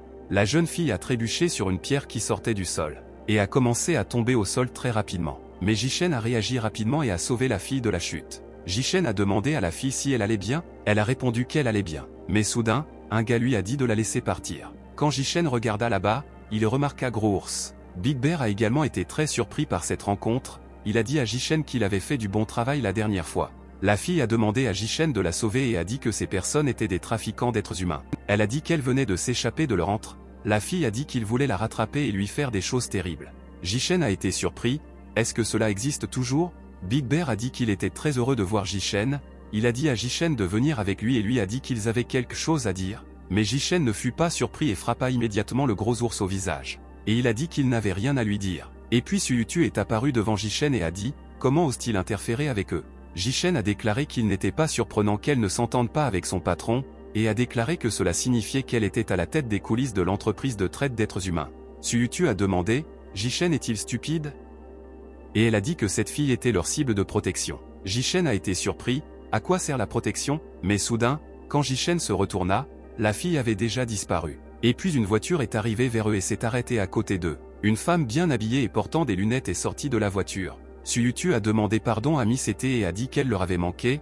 Miss Ete a répondu qu'il n'y avait rien de mal. Miss Ete a dit à Jishen qu'il était un gars intelligent. Jishen était très heureux d'entendre les mots. De nombreuses personnes, dirigées par Miss Ete, se sont rassemblées dans le bureau de Nana. Miss Ete était assise sur le canapé avec Jishen et Nana debout devant elle. Nana a dit à Jishen que s'il ne fait rien en une journée, alors il le vivra en vain, n'est-ce pas? Jishen lui a demandé de ne pas s'inquiéter et lui a dit qu'il la ferait sortir de l'encerclement. Nana a dit à Miss Ete que si ce stupide Jishen l'avait offensée, elle lui a demandé d'être généreuse et de pardonner son erreur et a dit que ce n'était qu'un malentendu. Miss Ete a dit à Nana que Suyutu lui avait déjà tout dit. Miss Ete a dit à Nana qu'elle était venue chercher de l'aide. Pendant ce temps, troisième frère et oncle D allaient travailler. Oncle D a dit que s'il ne l'avait pas emmené tôt au supermarché, il ne serait pas arrivé à la vente. Oncle D a dit que la prochaine fois, ils emmèneraient Jishen avec eux. Miss Ete a quitté le bureau avec ses gars. Oncle D l'a vue et a pensé que c'était vraiment elle. Miss Ete est montée dans la voiture et Suyutu lui a souhaité une bonne journée. Nana a demandé à Suyutu qui est Ete. Suyutu a déclaré que Ete est une femme d'affaires américaine et que sa fortune est estimée à plusieurs milliards. Elle a dit à Nana qu'elle les aimait et lui a demandé de profiter de cette opportunité. Nana a demandé à Suyutu pourquoi elle lui parlait d'un si bon client. Suyutu lui a dit de ne pas lui donner d'illusions, qu'elle voulait trouver un garde du corps fiable et qu'elle voulait juste satisfaire son client. Jishen a demandé à Nana, est-il vrai qu'ils assumeront ce travail? Nana a répondu que bien sûr, ils assumeraient ce travail, car quand une telle opportunité se présenterait-elle autrement pour eux? Et puis ils ont remarqué Oncle D devant eux. Oncle D a dit qu'il n'accepterait pas ce travail. Pendant ce temps, ils se sont tous réunis dans le bureau et Oncle D a révélé que le chef de la mafia de longue date, Ujun, était son mari. Nana a dit que Ejun avait été tué il y a 20 ans, mais pourquoi n'est-elle revenue que maintenant? Oncle D a dit qu'il semble qu'Ejun avait alors prévu que cela pourrait arriver et l'avait donc envoyé à l'étranger à l'avance. Jishen a demandé à Oncle D, comment sait-il tout cela? Et se connaissait-il vraiment? Le troisième frère a supposé qu'il ne le savait pas et a dit que l'oncle D était le fils d'un célèbre mafieux. Jishen et Nana furent très surpris par ces paroles prononcées. Oncle D lui a demandé de ne pas exagérer. Oncle D s'est souvenu de son enfance. Oncle D a déclaré qu'il était un conseiller de Ujun et qu'il avait élaboré de nombreux projets pour lui permettre de reprendre des entreprises. Oncle D a dit qu'à ce moment-là, le pouvoir de Ejun était illimité et qu'il y avait à lui seul plus d'une douzaine de bars et de discothèques. Il possédait tous les casinos de la ville. Et puis il s'est tourné vers l'immobilier. Oncle D a dit que les ambitions de Ejun ont commencé à grandir et, sans s'en rendre compte, il est devenu le roi sombre de la ville. Et il était son conseiller, mais en fait il travaillait pour la police. Jishen et Nana se demandaient s'il était un agent double. Oncle D a déclaré qu'à cette époque, il avait déjà rassemblé les preuves nécessaires de ses crimes. Mais il le traitait comme son propre fils, donc c'était difficile pour lui de le trahir. Et c'est seulement alors qu'il a réalisé à quel point il était stupide. Oncle D a rappelé que l'existence même de Ejun mettait en péril les activités des autres gangs de la ville. Par conséquent, tous les gangs se sont rassemblés et ont porté un coup fatal à Ejun. Ses acolytes ont été tués ou ont disparu, et finalement Ejun lui-même a été brutalement tué. Et Oncle D a été capturé par la police et a passé quelque temps derrière les barreaux. Il a dit que s'il l'avait attrapé un peu plus tôt, il serait peut-être resté en vie et serait sorti de prison maintenant. Oncle D a dit qu'heureusement, Sœur Ete avait quitté cet endroit dangereux à l'avance. Il avait entendu dire qu'à ce moment-là, elle était déjà enceinte, puis avait donné naissance à un enfant. Oncle D a dit que son activité actuelle ne signifie qu'une chose, elle est revenue pour se venger. Nana a demandé pourquoi elle n'avait pas entendu parler de personnes aussi dangereuses auparavant. Le troisième frère a dit, pourquoi parler de sujets du passé lointain? Le troisième frère a déclaré qu'avant d'être dans la police, lui et son père croisaient souvent la route de ces personnes. Nana a suggéré qu'elle avait dû venir bien préparée. Jishen a dit à troisième frère qu'il était trop tard pour en parler. Le troisième frère a demandé, pourquoi est-il tard? Et puis Nana a dit qu'ils avaient déjà reçu un chèque pour avoir accepté cette tâche. Oncle D et troisième frère se sont mis en colère et ont demandé que tout ce qu'ils venaient de dire n'avait aucun sens. Jishen a dit qu'en plus, le patron lui avait déjà promis qu'il retrouverait rapidement sa fille. Pendant ce temps, la femme glamour arrivait à son hôtel. Tous les employés ont gentiment salué madame. La dame a parlé avec le financier et elle lui a dit que ces derniers temps, ils avaient eu de bons revenus. La femme a dit que tout cela était dû à sa gestion raisonnable. La dame a demandé à la femme de nous envoyer plus de personnes et a dit qu'il y aurait toujours des joueurs qui auraient besoin d'emprunter de l'argent. Ils regardèrent attentivement le moniteur sur lequel se déroulait le jeu à la table de jeu. La femme a demandé, qu'y a-t-il à la table 20? et j'ai été surpris de savoir pourquoi tant de gens se sont rassemblés là-bas. La femme a déclaré qu'un joueur avait déjà perdu quelques millions, c'est pourquoi il a attiré l'attention, mais leurs gens lui ont prêté 500 000 autres. Et cette fille était assise et jouait toujours aux cartes. Après chaque défaite, la jeune fille disait qu'elle ne croyait plus à la chance. Chaque fois qu'elle augmentait la mise. Et les passants ont ri et lui ont dit de ne pas tout gâcher. Elle a obtenu 8 points et les gars, 9 points. Elle ne comprenait pas qu'il était aussi vraiment possible de perdre avec 8 points. La jeune fille a essayé de partir, mais les gardes se sont approchés d'elle et lui ont dit qu'elle pouvait partir, mais qu'elle devait d'abord rendre l'argent qu'elle leur avait emprunté. Pendant ce temps, Nana et l'équipe voyageaient en voiture. Nana a demandé à Jishen s'il avait vu cette fille aujourd'hui. Jishen s'est souvenu de cette fille et a dit que c'était bien elle. Nana a dit que son ami avait pris une photo d'elle hier dans le Loriot de nuit, et qu'il devrait probablement commencer à la chercher là-bas. Oncle D a crié quand il a entendu le Loriot de la nuit. Oncle D a dit que ce casino appartenait à Shan Group. Pendant ce temps, la dame de l'hôtel a ramassé du gaz poivré. Et elle a dit qu'elle était une très mauvaise fille parce que 2 de ses assistants ont failli devenir aveugles à cause d'elle. La fille a dit, pourquoi sont-ils si impolis? Après tout, elle leur a dit qu'il n'y avait pas d'argent et qu'ils devaient se rendre à un guichet automatique. Les gardes ont déclaré que la jeune fille avait même un faux passeport et qu'en plus de rendre l'argent, elle devait également leur payer des frais médicaux. La dame a dit que si elle osait emprunter de l'argent, elle devrait pouvoir le rembourser. Elle a dit qu'elle pouvait oublier la facture de l'hôpital, mais qu'elle devrait rembourser les dettes avec intérêt et lui a dit d'appeler ses proches pour apporter de l'argent et racheter sa part. La fille a dit que si cette femme découvre qui sont ses parents, elle aura peur. La dame voulait savoir qui ils étaient et lui ordonna d'en parler. La fille a dit que son père s'appelait Ejun et qu'il y a 10 ans, il était le chef local de la mafia. La dame est devenue très nerveuse en entendant ce nom. La fille a demandé avec suffisance qu'on la laisse partir. La dame a demandé qui était ce Ejun et a demandé à ses assistants s'ils le connaissaient. Ils ne le connaissaient pas non plus. La dame a dit à cette fille d'appeler chez elle et de laisser quelqu'un venir avec de l'argent. L'assistante a dit à la dame que quelqu'un la cherchait dans le couloir. La fille pensait que sa mère était vraiment venue pour elle. Jishen et Nana ont fait le tour du couloir et ont demandé à tout le monde s'ils avaient vu cette fille sur la photo. Ils se sont demandé s'ils avaient interviewé toutes les personnes présentes, mais soudain, cette femme et cette fille se sont approchées d'elle et leur ont dit qu'il n'était pas nécessaire de la chercher. La dame a dit qu'elle était en sécurité ici, et la fille a demandé de l'aider. Jishen a reconnu la fille et a dit à Nana qu'elle était la fille de Miss Été. Oncle D ne pensait pas qu'elle serait si vieille. Nana a dit à la fille que c'était sa mère qui les avait envoyés et lui a dit de les accompagner. Mais la dame leur a dit de ralentir et leur a dit qu'elle ne pouvait pas partir, et elle leur a dit que cette fille leur devait 500 000 $. Tout le monde a été choqué par les chiffres entendus. Jishen a dit à Nana qu'il venait de recevoir un chèque avec un acompte de 500 000, et que s'il les payait, il n'aurait pas à accepter ce travail. Oncle D était d'accord et a dit que Jishen disait tout correctement. Le troisième frère a dit que cette fille était assez problématique et qu'ils devraient abandonner cette tâche tant qu'ils en avaient l'occasion. Nana pensait que c'était comme ça que leur bonheur s'envolait. Et elle a donné un chèque de 500 000 et a dit qu'ils emmenaient la fille. Mais la dame a dit que cela ne marcherait pas. Elle a dit que si vous contractez un emprunt, soyez prêt à payer des intérêts. La femme a calculé le montant principal avec intérêt et a déclaré qu'au total, cela s'élevait à 800 000. Nana était surprise de constater l'immense intérêt. Le troisième frère a dit que ce n'était qu'une extorsion et a dit que soit il prendrait 500 000, soit il prendrait la fille comme ça. La dame a demandé s'il voulait vraiment l'emmener de force, et soudain, des centaines de personnes les entourèrent. La femme a dit qu'ils ne savent pas sur quel territoire ils se trouvent. La femme a dit que lorsqu'ils auraient de l'argent, ils pourraient alors acheter la fille. Nana a dit qu'il semblerait qu'Ete devra résoudre cette situation elle-même. Puis soudain, Jishen a dit que puisque c'est un casino, alors peut-être qu'elle pourrait jouer avec lui une fois. La maîtresse a dit qu'il voulait vraiment jouer avec elle. Jishen a dit qu'elle avait tout entendu correctement et que s'il gagnait, elle devrait laisser la fille partir. Oncle D a dit au gars que cette femme n'est pas aussi simple qu'elle en a l'air, et est-il sûr de pouvoir la vaincre? Jishen a regardé Nana et lui a demandé de lui faire confiance et de lui prêter ce chèque de 500 000. Jishen a dit qu'il ne perdrait certainement pas. Nana a regardé le gars et lui a donné le chèque. Jishen a dit qu'il y en avait 500 000 ici et que maintenant il pouvait jouer. La femme a dit que comme il voulait tellement jouer, elle a accepté son pari. Nana espérait qu'elle ne le regretterait pas. Nana pensait que pourquoi lui obéissait elle? La femme a demandé à Jishen à quoi il jouerait. Elle m'a proposé des dés, du mahjong, du poker et a dit qu'ils avaient tout ici. Nana a dit à Jishen de choisir le jeu auquel il joue le mieux.